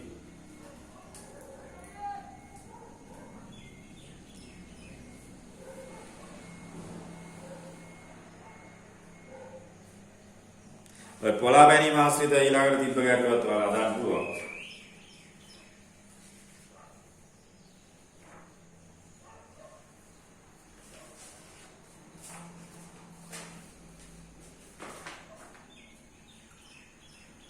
ඔබ සටහන් කරගන්න ඔයාලට පුළුවන් විදිහට සටහන් කරගන්න මම පළවෙනි පොලා බැනීම සහ ඒකෙදි 170ක් ඉතුරු වෙනවා කියන කාරණේ මෙතන ගත්තා. දෙවන පොලා බැනීමේදී ඒ ඉතුරු වෙච්ච එකෙන් 170ක් කියන එකට 170 කියන 4න් 3 ඉතුරු වෙන්නේ.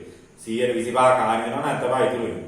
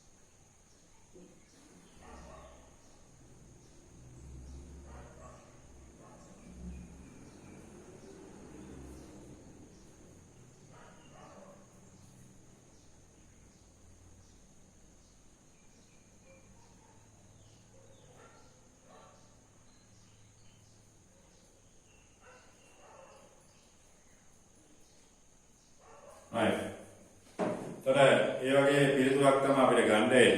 ඒකට ඔයාලට 70 ග්‍රෑම් වලට වගේ යන ගැටලු ටික ඔයාලා හදන්න පුළුවන්. ඊළඟට අපි ඊළඟ මාතෘකාව සාකච්ඡා කරන්න පටන් ගමු. right. ඊළඟට අපි කතා කරන්න බලාපොරොත්තු වෙන්නේ විස්ථාපන කාලපස්ථාර ගැන. මෙසරේ විභාගය තුල විස්ථාපන කාලපස්ථාර පිළිබඳව අහලා තියෙනවා.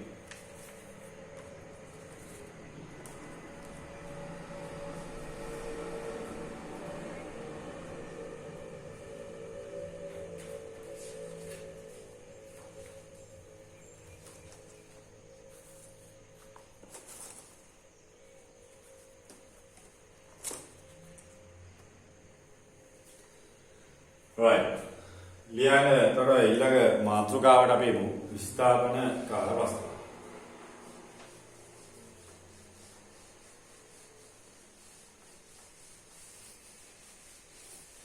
විස්ථාපන කාල ප්‍රස්ථාරය තමයි මේ සැරේ විභාගය තුල ආදී.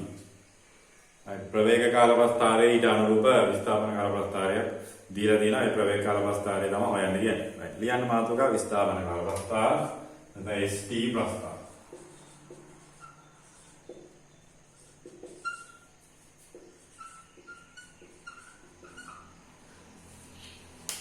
මේක අර ඕලෙවල් වල ඉඳන් පටල ගන්න ප්‍රස්ථාරයනේ. ඕලෙවල් වල ඉඳන් පට ගන්න ප්‍රස්ථාරය කියන්නේ ප්‍රවේග කාල ප්‍රස්ථාර තමයි අපිට ඇහැට පුරු.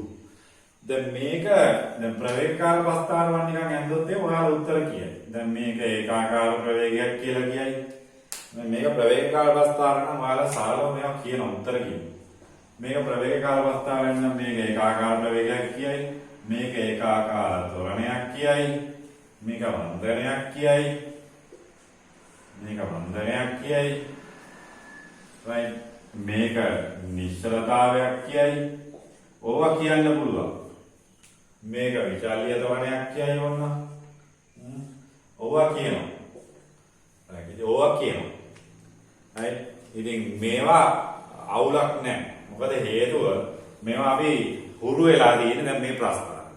හැබැයි විස්ථාපන කාල ප්‍රස්ථාර කියද්දී දැන් මීට වඩා සරල වෙන්න ඕනේ. හැබැයි අපේ ඇහැට හුරු නැහැ ප්‍රශ්න. දැන් මේ ටිකම මම මෙහෙම කරොත් ST වුණා. මේ ටිකම මම ST කරවුවොත් මේ ටිකම ST. මේක එච්චර අවශ්‍ය නැහැ. මෙහෙම අඩුම තරමේ මේ ටිකවත් මම කරන්නකො මේ ටික ඉස්සල්ලාමනේ සරල මේක නම් ST කරවුවොත් එහෙම ST කියන්නේ ප්‍රවේග කාල. ප්‍රවේග කාල ප්‍රස්ථාරයක් නෙවෙයි දැන් තියෙන්නේ විස්ථාපන කාල ප්‍රස්ථාර. ප්‍රවේග කාල ප්‍රස්ථාරය මාරු කරා. විස්ථාපන වුණොත් දැන් ප්‍රවේග කාල ප්‍රස්ථාරය නම් අපිට ඒකාකාරද මේක තොරණයද මේක විචල්්‍ය තොරණයද ඔක්කොම තේරුම් ගන්න. මෙතනදී අපි බලන්නේ මොකෙන්ද කියන එක ඉතාලම ප්‍රවේග කාල ප්‍රස්ථාරයක නම් අපි හැඩය අනුව කෙලින්ම කියන්න පුළුවන් මේකේ තොරණය දිහා හරි මොකක් හරි බලන්න. හැබැයි විස්ථාපන කාල ප්‍රස්ථාරයක හැම වෙලේම අපි බලන්නේ ඕකේ ඇතුලේ තියෙන ප්‍රවේගය. මොකද්ද මේක ඇතුලේ තියෙන ප්‍රවේගය? ඔව් මේක ඇතුලේ තියෙන ප්‍රවේගය තමයි විස්ථාපන වෙනස බෙදීම කාලයේ සමාන ප්‍රවේගයනේ. එහෙනම් මේක ඇතුලේ තියෙන හැංගිලා තියෙන භෞතික රාශිය මොකද්ද? විස්ථාපනය නෙවෙයි ප්‍රවේගය. ඒතර මේක ඇතුලේ තියෙන ප්‍රවේගය හොයාගන්නේ කොහොමද? ඔව් මේක ඇතුලෙන් ප්‍රවේගය කියවන්නේ මේ ප්‍රස්ථාරයේ අනුක්‍රමණයෙන් දකින්න. හොඳට තේරුම් ගන්න. මේක ලොකු කට්ටිය වරද්ද ගන්න දෙයක්. මේක අනුක්‍රමණයෙන් දකින්න. කොහොමද පුතේ අනුක්‍රමණයෙන් දකින්නේ? ඒතර අනුක්‍රමණයක් කියලා කියන්නේ අපි සරල ගත්තොත් ඒක දැන් අර මතකයෙන් තියාගත්තොත් ඒක අනුක්‍රමණය කියලා කියන්නේ ඔන්න ඔය වගේ දැන් අර tan θ මේක සම්මුඛ පාදේ මේක කරන්නේ x වේදියෝ වයි. ඒතර අනුක්‍රමණය ඕක තමයි. හැබැයි අනුක්‍රමණයේ විචරණය වීමයි අපිට වැදගත්. ඒතර අනුක්‍රමණයේ විචරණයෙන් මේක දකින්න ඕන. ඒතර මෙතන ඇත්තටම අනුක්‍රමණයක් තිබේ. මෙතන නෑ මේ අනුක්‍රමයක් තියෙන්නේ. නෑ. ඒතර මෙතන අනුක්‍රමයක් තියෙනවා. ඔව් තියෙනවා. මොන අනුක්‍රමයක්ද? ඒකාකාර අනුක්‍රමයක්. ඒකාකාර අනුක්‍රමණයක් කියන්නේ විස්ථාපන කාල ප්‍රස්ථාරයක අනුක්‍රමණය ඒකාකාරයි කියන්නේ ඒකාකාර ප්‍රවේගය. ඒතර මෙතනම දේ මොකද වෙලා තියෙන්නේ?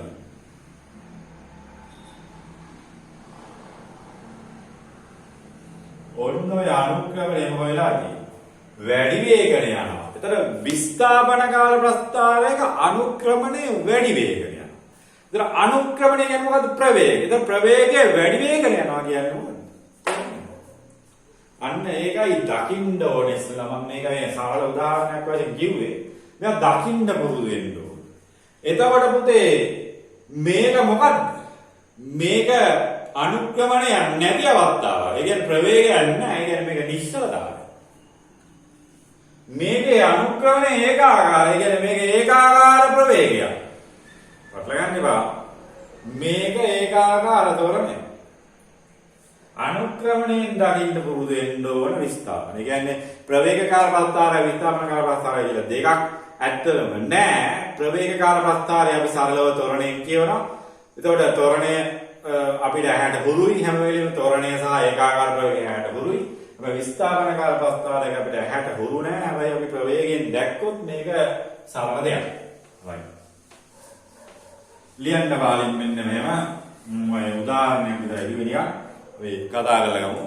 කාලය ඉදිරියේ වස්තුවක විස්ථාපනය ප්‍රස්ථාරගත කිරීමෙන් කාලය ඉදිරියේ වස්තුවක විස්ථාපනය ප්‍රස්ථාරගත කිරීමෙන් විස්ථාපන කාල ප්‍රස්ථාරයක් ලැබේ.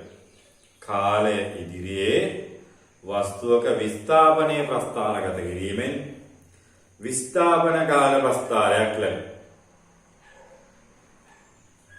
කාලය ඉදිරියේ වස්තුවක විස්ථාපනය ප්‍රස්ථාරගත කිරීමෙන් විස්ථාපන කාල ප්‍රස්ථාරයක් ලැබේ. කාලය ඉදිරියේ වස්තුවක විස්ථාපනය ප්‍රස්ථාරගත කිරීමෙන් විස්ථාපන කාල ප්‍රස්ථාරයක් ලැබේ. විස්ථාපන කාල ප්‍රස්ථාරයකට අපි පොදු සටහනක් ඇඳගමු. මේකෙන් මොනවද කියවන්න පුළුවන් කියලා ප්‍රවේගයේ තරම් දේවල් නම් කියවන්න බෑ. හැබැයි මේකෙත් යම් දේවල් කියවන්න පුළුවන්. හොඳට බලන්න හැම වෙලේම විභාගයට කියපුවම මේ අක්ෂර දෙක මොනවද කියලා. මොකද හැම වෙලේම ඔයාලා ඔළුවේ තියාගෙන ඉන්නේ මොනවද? ප්‍රවේගය.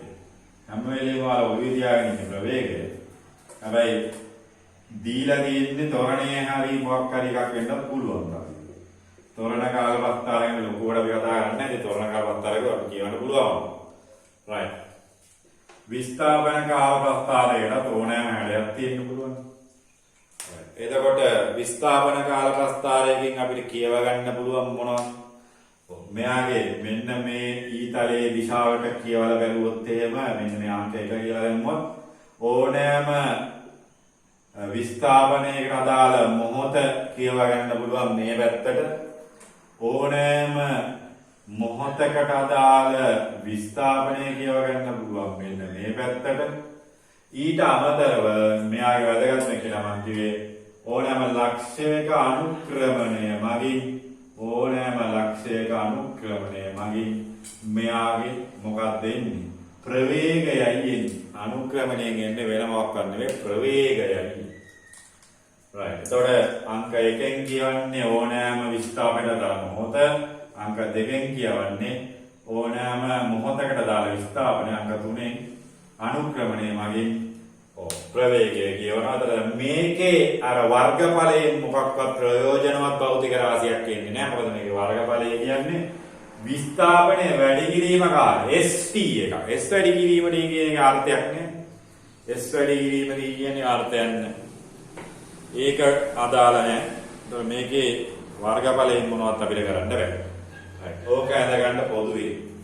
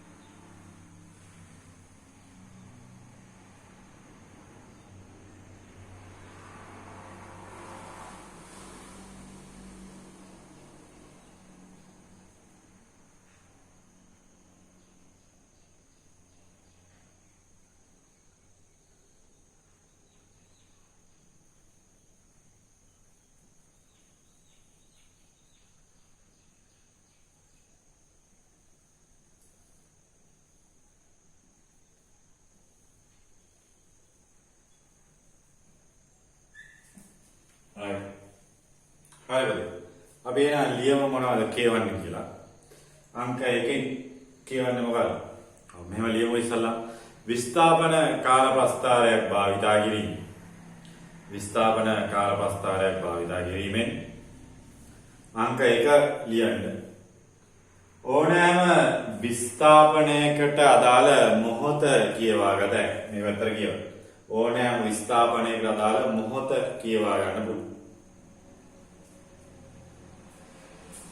ඕනෑම විස්ථාපනයකට අදාළ මොහොත කියවා ගන්න පුළුවන්. right ඊට පස්සේ අංක 2 ලියන්න. ඕනෑම මොහොතකට අදාළ විස්ථාපනයක් කියවා ගන්න පුළුවන්. ඕනෑම විස්ථාපනයකට අදාළ මොහොතයි ඕනෑම මොහොතකට අදාළ විස්ථාපනය දෙකම කියවන්න පුළුවන්. ඕනෑම මොහොතකට අදාළ විස්ථාපනයක් කියව ගන්න පුළුවන්. ඕනෑම මොහොතකට අදාළ විස්ථාපනයක් කියව ගන්න පුළුවන්.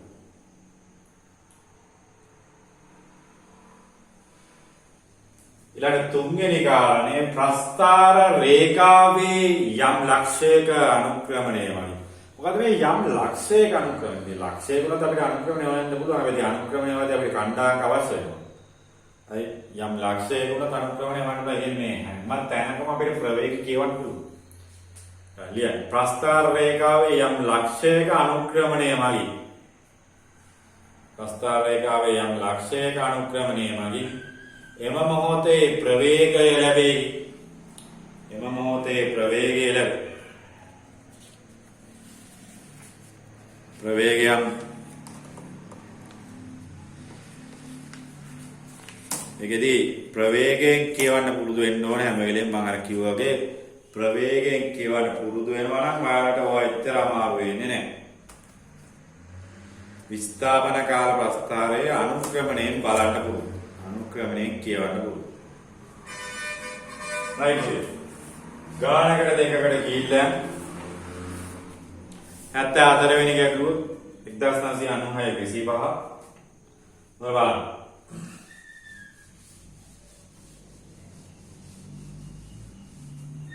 1995 25 වෙනි ගැටලුව වෙනස් වස්තුන් පහක් සඳහා විස්ථාපනය D කාලයේ T ප්‍රස්ථාර පහක් රූපයේ දැක්කේ චලිත දිශාවට ත්වරණයක් ඇති වස්තුව නිරූපණය කරනු ලබන්නේ කොහොමද කියලා. චලිත දිශාවට ත්වරණයක් තියෙන වස්තුව එක එක වස්තුන්ගේ ප්‍රවේග විස්ථාපන කාල ප්‍රස්ථාර ටිකක්ලු දීලා තියෙනවා. හරි එතකොට ඒ ටික අපි බැලුවොත් සල්ව ගත්තොත් මෙන්න මේ වගේ ටිකක් තමයි දීලා තියෙන්නේ. එයාලා දුන්න විදියටම ගන්නවා මේක ඇවිල්ලා 74 වෙනි ගැටලුව 1996 25 වෙනි එතකොට මේ ප්‍රස්ථාර වලින් ත්වරණයක් නිරූපණය වන ප්‍රස්ථාර ඇත්තට මේක ප්‍රස්ථාර කෑලි දීලා තියෙනවා. ප්‍රස්ථාර කෑලි නැත්නම් කොටස් තියෙනවා. T කාලය නැත්නම් අපල වලින් දීලා තියෙනවා. ප්‍රවේගය v ms වේග වලින් දීලා තියෙනවා. A කියන එක්කෙනා පුතේ දීලා තියෙන්නේ මෙන්න මෙහෙම. A කියන එක්කෙනා දීලා තියෙන්නේ මෙන්න එයාගේ රේඛීය. මේක A කියලා ගන්න. ඒතර B කියන එක්කෙනා දීලා තියෙනවා මෙන්න මෙහෙම.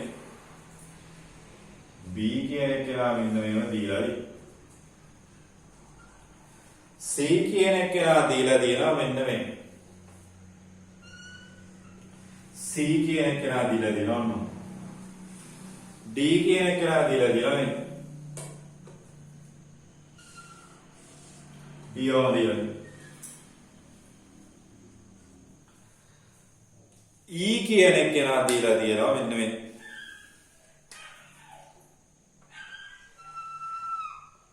ඕන E කියලා කියනවා. දැන් මේකේ පුතේ ත්වරණයක් නිරූපණය වන්නේ දැන් මේක විස්ථාපන කාල ප්‍රස්ථාන ප්‍රවේග කාල ප්‍රස්ථාන නෙමෙයි මේකේ ත්වරණ ගොඩක් තියෙනවා. මේක ප්‍රවේග කාල ප්‍රස්ථාන නෙමෙයි විස්ථාපන කාල ප්‍රස්ථාන. සෝරි. මෙතන මම ඇදලා තියෙන්නේ මෙතන විස්ථාපන කාල ප්‍රස්ථාන දීලා. මෙතන විස්ථාපන කාල ප්‍රස්ථාන දීලා විස්ථාපනය D සහ කාලය. ඒතර විස්ථාපනය ඇතුලෙන් ප්‍රවේගය කියවන්නේ කොහොමද කියන එක තමයි වැදගත්. මෙන්න මේ පළවෙනි ඒ කියන ප්‍රස්ථාර කැලේ බැලුවොත් මෙතන අපි ප්‍රවේගය ශුන්‍යයි කියනකද මෙතන අනුක්‍රමණය ශුන්‍යයි නම් මෙතන ශුන්‍යයි. එතකොට ඒ කියන්නේ නිශ්චලතාවය. ඒ කියන්නේ නිශ්චලතාවය. B කියන්නේ මොකද දැන් මෙතන u සමානයි 4යි නම් මෙතන අතර ඍණ පැත්තට මේක u සමානයි ඍණ 4යි නම් මෙතනත් u සමාන ඍණ 4යි මොකද මේකේ අනුක්‍රමණය වෙනස් වෙලා නැහැ.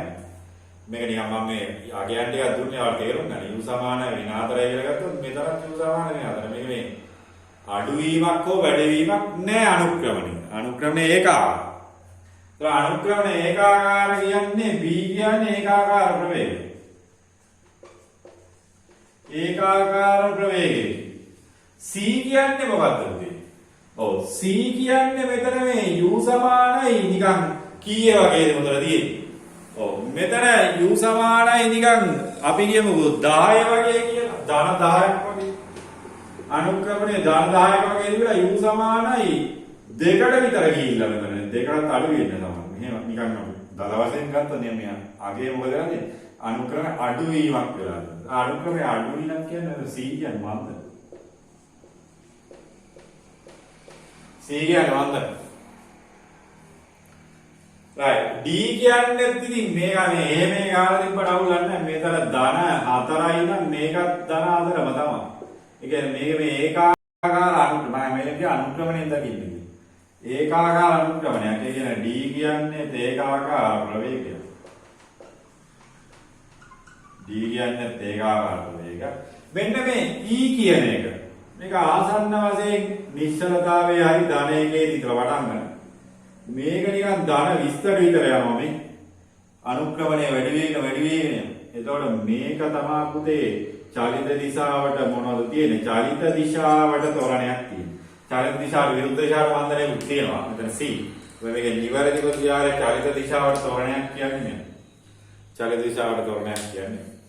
අන්න ඔහොම තමයි මේකේ මේ විස්ථාපනය කාල ප්‍රස්ථාරයක ප්‍රවේගය කියවන්නේ. විස්ථාපන කාල ප්‍රස්ථාරයක ප්‍රවේගය කියවන්නේ මොකෙන්ද? අනුක්‍රමණය. අනුක්‍රමණය කියන්නේ විස්ථාපන කාල ප්‍රස්ථාරයක ප්‍රවේගය කියවන්නේ අනුක්‍රමණයෙන් කියවන්නේ. එතකොට මේකේ චලිත දිශාවට තොරණේදී එන්නේ ඊව. චලිත දිශාවට තොරණේ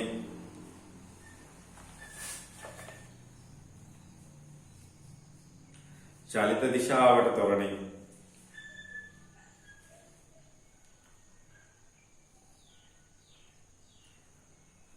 එතකොට තොරණයක් කියවෙන්නේ ඊව. මේවා ඉතාම වැදගත් මේ සංකල්ප මේ තොරණය කියවන්නේ ප්‍රවේගය කියවන්නේ කොහොමද විස්ථාපන කාල ප්‍රස්ථාරයක කියලා තේරුම්. අනුක්‍රමණය මෙතන නෑ අනුක්‍රමණය මෙතන. මේ අනුක්‍රමණය නියතයි. අර ත්‍රිකෝණික වුණා නේද අනුක්‍රමණය නියතයි. මෙතනත් අනුක්‍රමණය නියතයි. මෙතන අනුක්‍රමණය අඩුවීමක් නේ. අනුක්‍රමණය අඩුවීම. මෙයාගේ අනුක්‍රමණය වැඩි වීම. මොකද මෙතන අඩු අනුක්‍රමණයක් මෙතන මේ බලන්න y කණ්ඩායම් වල වෙනස මෙතන x කණ්ඩායම් වල වෙනස මොකද වැඩි වෙන්නේ. ඔය තේරුම් අරගෙන හදන්න ඕන හැම වෙලේම. ඔය තේරුම් අරගෙනව සමාන කරගන්න හැම වෙලේම.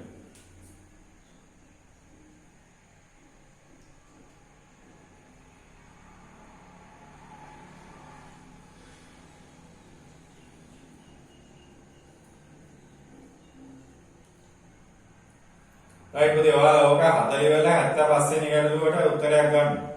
ඕක 40 වෙලා 75 වෙනි ගැටලුවට උත්තරයක් ගන්න.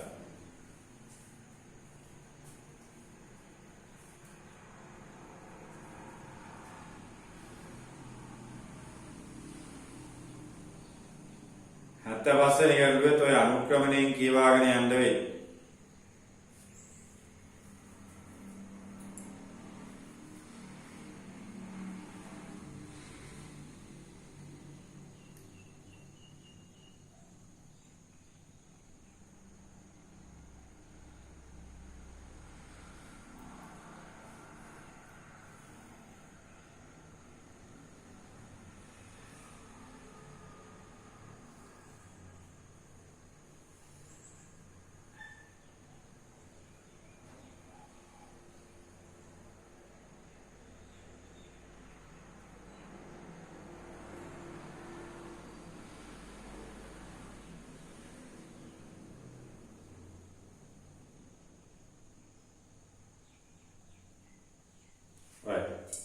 76 77 කියන ගැටලු තුනම එකවර හදන්න. ඒක ඔයාලා ඔයා හදලා ඇති. හදලා නැත්නම් මේවා පිළිබඳව අවධානය යොමු කරගන්න. 75 76 77 කියන ගැටලු තුනම එකවර හදන්න. මොකද අපේ කාලේ ඉතා වටිනවා. 75 77 පස්සේ ගැටලුවේ පුතේ මෙන්න මේ වගේ ත්‍රපීසියමක ආකාර විස්ථාපන කාල ප්‍රස්තාවය මම ඉක්මනට ත්‍රපීසියමක ආකාර විස්ථාපන කාල ප්‍රස්තාවය දීලා තියෙනවා. ත්‍රපීසියමක ආකාර මොකද්ද? විස්ථාපන කාල ප්‍රස්තාවය. ප්‍රවේග කාල ප්‍රස්තාවය ගැන ඕන තරම් ඔය පොඩි පන්තිවලත් දැකලා තියෙනවා. මේක ඇවිල්ලා ත්‍රපීසියමක ආකාර විස්ථාපන කාල ප්‍රස්තාවය දීලා තියෙන මේක ඇවිල්ලා 2008 16 වෙනි ගැටලුව. 2008 16 වෙනි ගැටලුව ඔන්න ඔය එකක් දීලා තියෙනවා. right එතකොට මේක විස්ථාපන කාල ප්‍රස්තාවය මේක හැම වෙලෙම මම කියව ප්‍රවේගයෙන් කියව ගන්න කියලා. ඒතර මේකේ මෙන්න මේ වගේ කාලාන්තර ටිකක් දීලා තියෙනවා. මෙතනම t බිඳුව මෙතන t1 t2 t3 t4 කියලා දීලා තියෙනවා. ඔක අදා ඔච්චරයි. t1 t2 3t t4 කියලා දීලා තියෙනවා. එතකොට අංශුවක චලිතය සඳහා කාලයේදී විස්ථාපනයේ වක්‍රය රූපය පෙන්වනවා. එහි චලිතය පිළිබඳ කර ඇති බාහිර ප්‍රකාශ සලකා බලන්න කියලා කියනවා. අනේ මේක දිහා බලලා චලිතය පිළිබඳ ප්‍රකාශ සලකා බලන්න කියලා කියනවා. t සමානයි බිඳුව. t බිඳුව සහ t1 අතර කාලය තුල අංශුව නියත ත්වරණයකින් ගමන් කරන අතර මේක විස්ථාපන කාල ප්‍රස්තාවය. මේකේ අනුක්‍රමණය මේකේ අනුක්‍රමණය වෙනස් වෙනවද නැහැ? මෙතන u සමානයි කීයද? 4 නම් මෙතනත් 4යි. එතන අනුක්‍රමණය හිතන්න ඕනේ. මේක ඒකාකාර ත්වරණයක් කියලා එකපාරට හිතන්න මේක ප්‍රවේග කාල ප්‍රස්තාවය නෙවෙයි විස්ථාපන කාල ප්‍රස්තාවය. ඒතර අංශුව නියත ත්වරණයකින් නෙවෙයි යන්නේ මොකද ඒකාකාර ප්‍රවේගය කියන්නේ. ඒතර ඒ කියන එක ගැන කතා කරන්නවත් දෙන්නේ ඒ වැරදි. ඒ කියන එක කතා කරන්නවත් දෙන්නේ ඒ වැරදි. ඉතුරු ඒවා බලන්නවත් ඕනේ නැහැ. T2 T3 නියත ප්‍රවේගයෙන් යන T2 T3 නියත ප්‍රවේගයෙන් යනවා. නෙවෙයි ඒක නිශ්චලතාවයක්. ඒක වැරදිනවා. B T4 දී අංශුව නිශ්චලතාවයට පැමිණේ. T4 දී අංශුව නිශ්චලතාවයට පැමිණේ කියලා අපි කොහොමද කියන්නේ? right T4 දී පුතේ මේක ඇවිල්ලා ප්‍රවේග කාල ප්‍රස්තාවයනේ යාලා කතාව හරියි. T4 දී අංශුව නිශ්චලතාවයට පැමිණේ කියලා කියන්න බෑ. මේකේ අනුක්‍රමණයක් තියෙනවා මොන අනුක්‍රමණයක් තියෙන්නේ? ඔව් මේකේ ඍණ අනුක්‍රමණයක් තියෙනවා. ඍණ අනුක්‍රමණයක් තියෙනවා. අපි ඉස්සෙල්ලා කතා කරන්නේ මෙතන u සමානයි ඍණ 4 නම් මෙතන u සමානයි ඍණ 4 වගේ එකක් නේ. ඍණ අනුක්‍රමණයක් තියෙනවා. ඒතර අනුක්‍රමණය ශුන්‍ය වෙන්නේ බෑ මේක ඉස්සෙල්ලා ගන්න. ඒ වැරදි. ඒතර දෙවෙනි එකත් ඒතර තුන්වෙනි ප්‍රකාශය t සමානයි t4 කාල පරාසය තුලදී අංශුව ගමන් කරලාද සම්පූර්ණ දුර st වක්‍රයට වර්ගඵලයට සමානයි. එහෙම එකක් දෙනවද මේකෙන් සාමාන්‍යයෙන්? ඔව් විස්ථාපන කාල ප්‍රස්තාවයක වර්ගඵලයේ මොනවා ප්‍රයෝජනවත් භෞතික රාශියක් දෙන්නේ නැහැ කියලා කිව්වනේ. දැන් ප්‍රයෝජනවත් භෞතික රාශියක් මේ දෙන්නේ නැහැ. එතකොට මේකේ සියල්ල අසත්‍යයි කියන ප්‍රකාශය තමයි ගන්න වෙන්නේ. ඒතකොට ABC සියල්ල අසත්‍යයි කියන්නේ මේකේ පස්වෙනි ප්‍රතිචාරය තමයි පුතේ නිවැරදි වෙන්නේ. 76 වෙනි ගැටලුව 1990 වෙනි ගැටලුව. 1990 54 වෙනි ගැටලුව. right මේකේ B ප්‍රවේගයක් කියනවා නිකන් අර සුමට තිරස් පොළවක නියත ප්‍රවේගයකින් චලනය වන ගෝලයක් රූපේ පෙනෙන ඇවිල සුමට ආනතලයක් ඔස්සේ B ලක්ෂය දක්වා ඉහළට ගොස් එම මාර්ගය ඔස්සේම ආපස්සට වෙනවා. මෙයා මෙහෙම ගිහිල්ලා මේකයි උඩට මෙහෙම නැගලා ඉතින් මෙයා නිශ්චලතාවයටපත් වෙන්න බෑ නේද? තිබ්බ තොරණය නැත්නම් මෙයාගේ තිබ්බ ප්‍රවේගය හානි කරගෙන මෙතෙන් නැගලා නැවත රිවර්ස් එකට ඇවිල්ලා මෙතෙන් එනවා. මෙයා මෙතෙන්ද ගිහිල්ලා නැවත මෙතෙන්ට එනවා. හානි කරගෙන ගිහිල්ලා ශුන්‍ය වෙලා ප්‍රවේගය නැවත එතෙන්ට. ඒතර මේ අවස්ථාවට අදාළ ප්‍රවේග කාල ප්‍රස්ථාරය නෙවෙයි අත්තට ගන්න ප්‍රවේගයේ තිරස්සන්නතක යන මොකද්ද මේ කතන්දරේ? ප්‍රවේගයේ තිරස්සන්නතක අපි දන්නවා දැන් විභේදන සංකල්ප වලට ගිහිල්ලා තියෙන හින්දා කලින් දැන් බලය වගේ පාඩම් වලට සම්බන්ධ වෙච්ච ඉන්න ප්‍රවේගයක මෙහා ප්‍රවේගයක් නවා. මේකේ සිරස්සන්නජකය සහ තිරස්සන්නජකය කියලා දෙන්නෙක් ඉන්නවා. මේ අන්තක θ ආනතන මේක ඇවිල්ලා v cos θ මේක ඇවිල්ලා v sin theta මේක දාන්නවාද? ප්‍රවේග සමාන්තර අස නැත්නම් බල සමාන්තර මූලධර්ම ගත්තත් ඕකේ අපි අගයන් ගැන කතා කරා. එතකොට මේකේ තිරස්සන්නජකයේ ගැන විතරයි අහන්නේ. කියන්නේ මෙන්න මේ සන්නජකයට මොකද්ද වෙන්නේ කියලා විතරයි අහන්නේ. එතකොට ඒක විතරක් අපි ගන්නෙ කොහොමද කියන කාරණේ හොඳට තේරුම්. එතකොට මේ ප්‍රවේගයේ තිරස්සන්නජකයේ විතරක් අඳින්නේ කොහොමද? මම කල්පනා කළා. මෙතන v cos theta ඇත්තටම මෙතන v cos theta කියන එක v කියලා අරන් තියෙන්නේ. තිරස්සන්නජකයට මොකද වෙන්නේ? ඔය දැන් මෙහෙම යද්දි උතේ මේකේ සිරස් බලපෑමක් නැහැ නේද? මේක නියතයි. ඒ පළවෙනි මෙතෙන්ට මෙනකම් මේක නියතයි. නියත. right. එතකොට ඊට පස්සේ මොකද වෙන්නේ?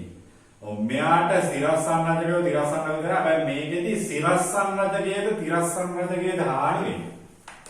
ඔය ඇත්තටම මේකේ හානි වෙන්නේ සිරස්සන්න. හානි වෙන්නේ සිරස්සන්නජකේ. එතකොට හානි වෙන්නේ තිරස්සන්නජකේ නෙවෙයි සිරස්සන්නජකේ හානි වෙන්නේ. කියන්නේ මේ උඩට යන්නේ. ඒතර ඒකේ එහෙම ලොකු බලපෑමක් නැහැ මෙතනින්. right. ඊට පස්සේ නැවත මේ පැත්තට එද්දී ආයේ සිරස්සන්නජකේ නියත. ආයේ සිරස්සන්නජකේ නියත. ආයේ සිරස්සන්නජකේ නියතයි. එතකොට ඕකේ නිවැරදි ප්‍රතිචාරයකට අපිට යන්න වෙන්නේ කීවෙද? මේකදී යන්න වෙන්නේ අපිට දෙවෙනි ප්‍රතිචාරය තමයි නිවැරදි.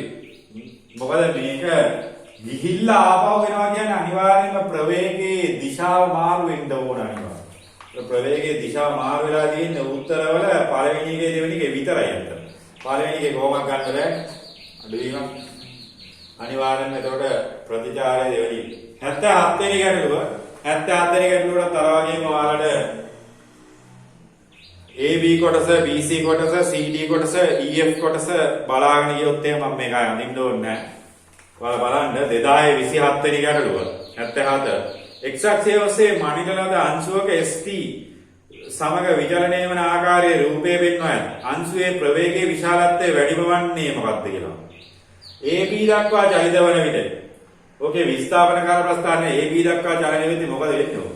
ඔව් ප්‍රවේගය නියතයි. අනුක්‍රමණය නියත. වැඩි වේගන යනවා. BC දක්වා චලනය වෙද්දී නම් ඇත්තටම ඔව් BC දක්වා චලනය වෙද්දී නම් ඕකේ මොකද වෙන්නේ? ඔව් BC දක්වා චලනය වෙන අවස්ථාවේ අනුක්‍රමණය නියත තමයි. හැබැයි අනුක්‍රමණය වැඩි නේද? අනුක්‍රමණය වැඩි ඍණ අනුක්‍රමණයක් තිබ්බට අනුක්‍රමණය වැඩි. AB ට වඩා වැඩි. මොකද AB ට වඩා චුට්ටක් වැඩි. CD දක්වා බලද්දී CD අනුක්‍රමණයක් ඇත්තෙත් නැහැ. CD වල අනුක්‍රමණය බිඳුව. DE දක්වා යද්දී අනුක්‍රමණයක් තියෙනවා. අනුක්‍රමණය නියතයි. හැබැයි ඒ අනුක්‍රමණය අර පල්ලයට තියෙන බෑවුම තරම් ප්‍රබල ලොකු එකක් නෙවෙයි. EF දක්වා යද්දී සාමාන්‍ය අනුක්‍රමණයක් තියෙන පොඩි අනුක්‍රමණයකට වඩා අඩු වීමක් තමයි තියෙන්නේ. ඒතර උපරිම අනුක්‍රමණයක් තියෙන. නැත්නම් උපරිම ප්‍රවේග වැඩිවීමක්. නැත්නම් උපරිම ප්‍රවේගයේ වැඩිවීමක් නෙවෙයි ප්‍රවේගයේ විශාලත්වය. උපරිම ප්‍රවේගයේ විශාලත්වය තියෙන්නේ එන්නේ ප්‍රාස්ථානේ මෙන්න මේ වගේ අතර තියෙන BC කොටස. BC කොටසේ තමයි තියෙන. ඒතර නිවැරදි ප්‍රතිචාරය එන්නේ දෙවන ප්‍රතිචාරය තමයි නිවැරදි වෙන්නේ. හරිද? දැන් අපි බලමු දැන් මේක පැත්තකින් තියලා මේ අවුරුද්දේ විභාගෙට මොකක්ද අහලා තිබ්බ ලොකු ගැටලු රාජ්‍යයක් නේ. මහා ලොකු එකක් අහලා තිබ්බද කියලා පොඩ්ඩක් බලමු. right. එතකොට මේක සටහන් කරගන්න ඕනේ. එතකොට තුන්වෙනි 77 උත්තරේ ඔය BC වල තමයි නිවැරදි අනුක්‍රමණයක් එන්නේ.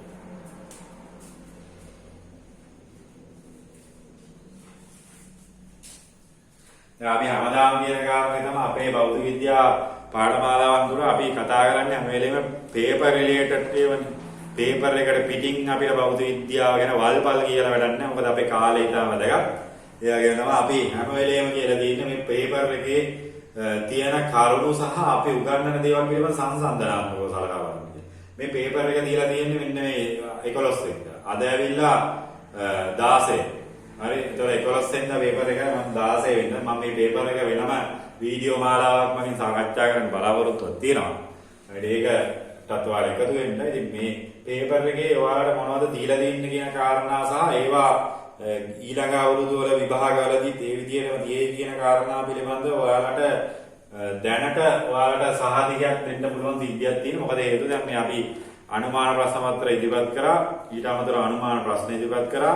අපේ සිද්ධාන්ත පන්තිවල සහභාගීත්වයට මේ පේපර් එක ලොකු වරමයක් නෙවෙයි කියන එක පැහැදිලි වෙලා තියෙනවා. මේ ලොකු වරමයක් නෙවෙයි කියන එක පැහැදිලි වෙලා තියෙනවා. right. සිද්ධාන්ත හරියට ඉගෙන ගත්ත ළමයෙකුට මේ පේපර් එකේ ලකුණු 40කට එහා යනවා කියන එක සරල කාරණයක්. ලකුණු 40කට යනවා කියන සරල කාරණයක්. සිද්ධාන්තවල එක එක ගැටලු තියෙන අයට නම් ඉතින් අඩු වෙන්න පුළුවන්. right. දැන් මේ සැරේ විභාග ප්‍රශ්න පත්‍රයේ තුල ඔයාලට 12 වෙනි ගැටලුව වශයෙන් දීලා තියෙන්නේ විස්ථාපන කාල ප්‍රස්තාරයක් දීලා තියෙනවා. ඊට අදාළ ප්‍රවේග කාල ප්‍රස්තාරය අහන්න. එතන මේක ඇවිල්ලා 2021 කියන්නේ 21 22 තිබ්බේ 2021 12 වෙනි ගැටලුව. මේ කිය වෙරදා ගැටලුව. මේකේ විස්ථාපන කාල ප්‍රස්තාරයක් ඔයාලට මෙන්න මෙහෙම දීලා තියෙනවා. right. දැන් ගොඩාක් බෞද්ධ විද්‍යා ප්‍රශ්න පත්‍ර වල මේ වගේ ප්‍රශ්න අහලා තිබ්බ ඕන තරම්. මේ වගේ ප්‍රශ්න ඕන තරම් අහලා දෙන මෙතන මූල ලක්ෂය එනවා.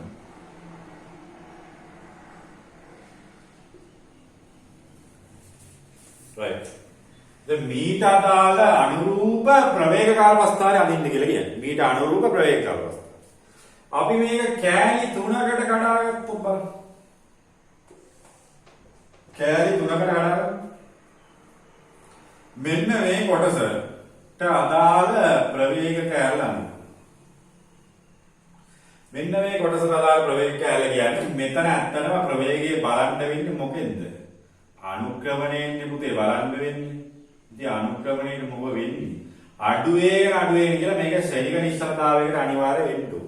ප්‍රවේග අනුක්‍රමණය මේක අඩු වේගන කියලා මේක අනිවාර්යයෙන්ම නිශ්චලතාවයකට වෙන්න ඕනේ. ඒතර අනිවාර්යෙන්ම මේක අඩු වීමක් බලාපොරොත්තු වෙන්නේ. නිශ්චල වීමකුත් බලාපොරොත්තු. ඒතර මේ නිශ්චල වීමත් පොඩි වෙලාවක් තියෙනවා. u සමානයි බිඳුව කියන එක පොඩි වෙලාවක් තියෙනවා. ඉතා අඩු වෙලාවක් හරි තියෙනවා. ඒතර මේත් එක නිශ්චල වීමක් අපි බලාපොරොත්තු වෙනවා. නිශ්චල වීමක් බලාපොරොත්තු.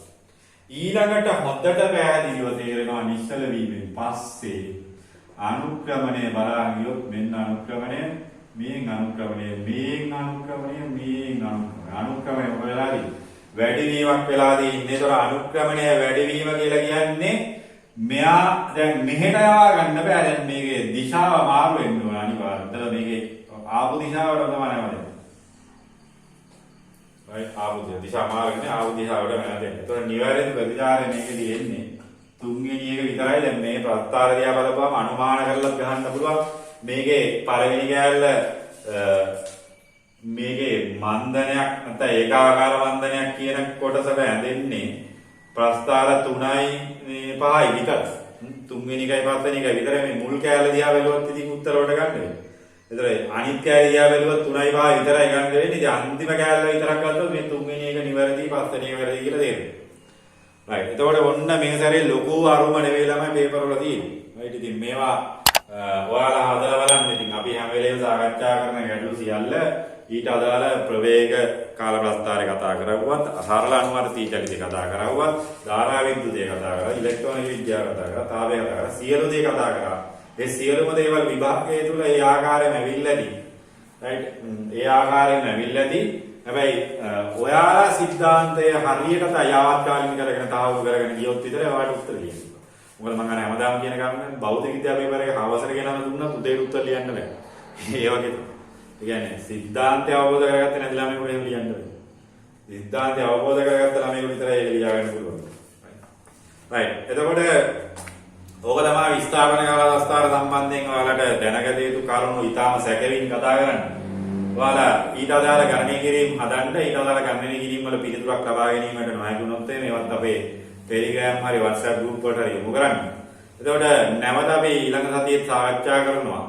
right. ඉතිරි කොටස ඒවටත් සම්බන්ධ වෙන්න කියලා ඉල්ලා සිටිනවා. එතකොට ප්‍රවේග කාලපස්ථාරය ගැන නෙවෙයි කතා කරන්නේ. මේ 2021 ප්‍රශ්න පත්‍රය සම්බන්ධ වීඩියෝ මාලාවක් මම සාකච්ඡා කරන්නත් බලාපොරොත්තුවක් තියෙනවා. right. ඒ පිළිබඳව මතක් කරනවා මේ. right. එහෙනම් අපි ලබන සතියේ සාකච්ඡා කරමු ඉතිරි කොටස.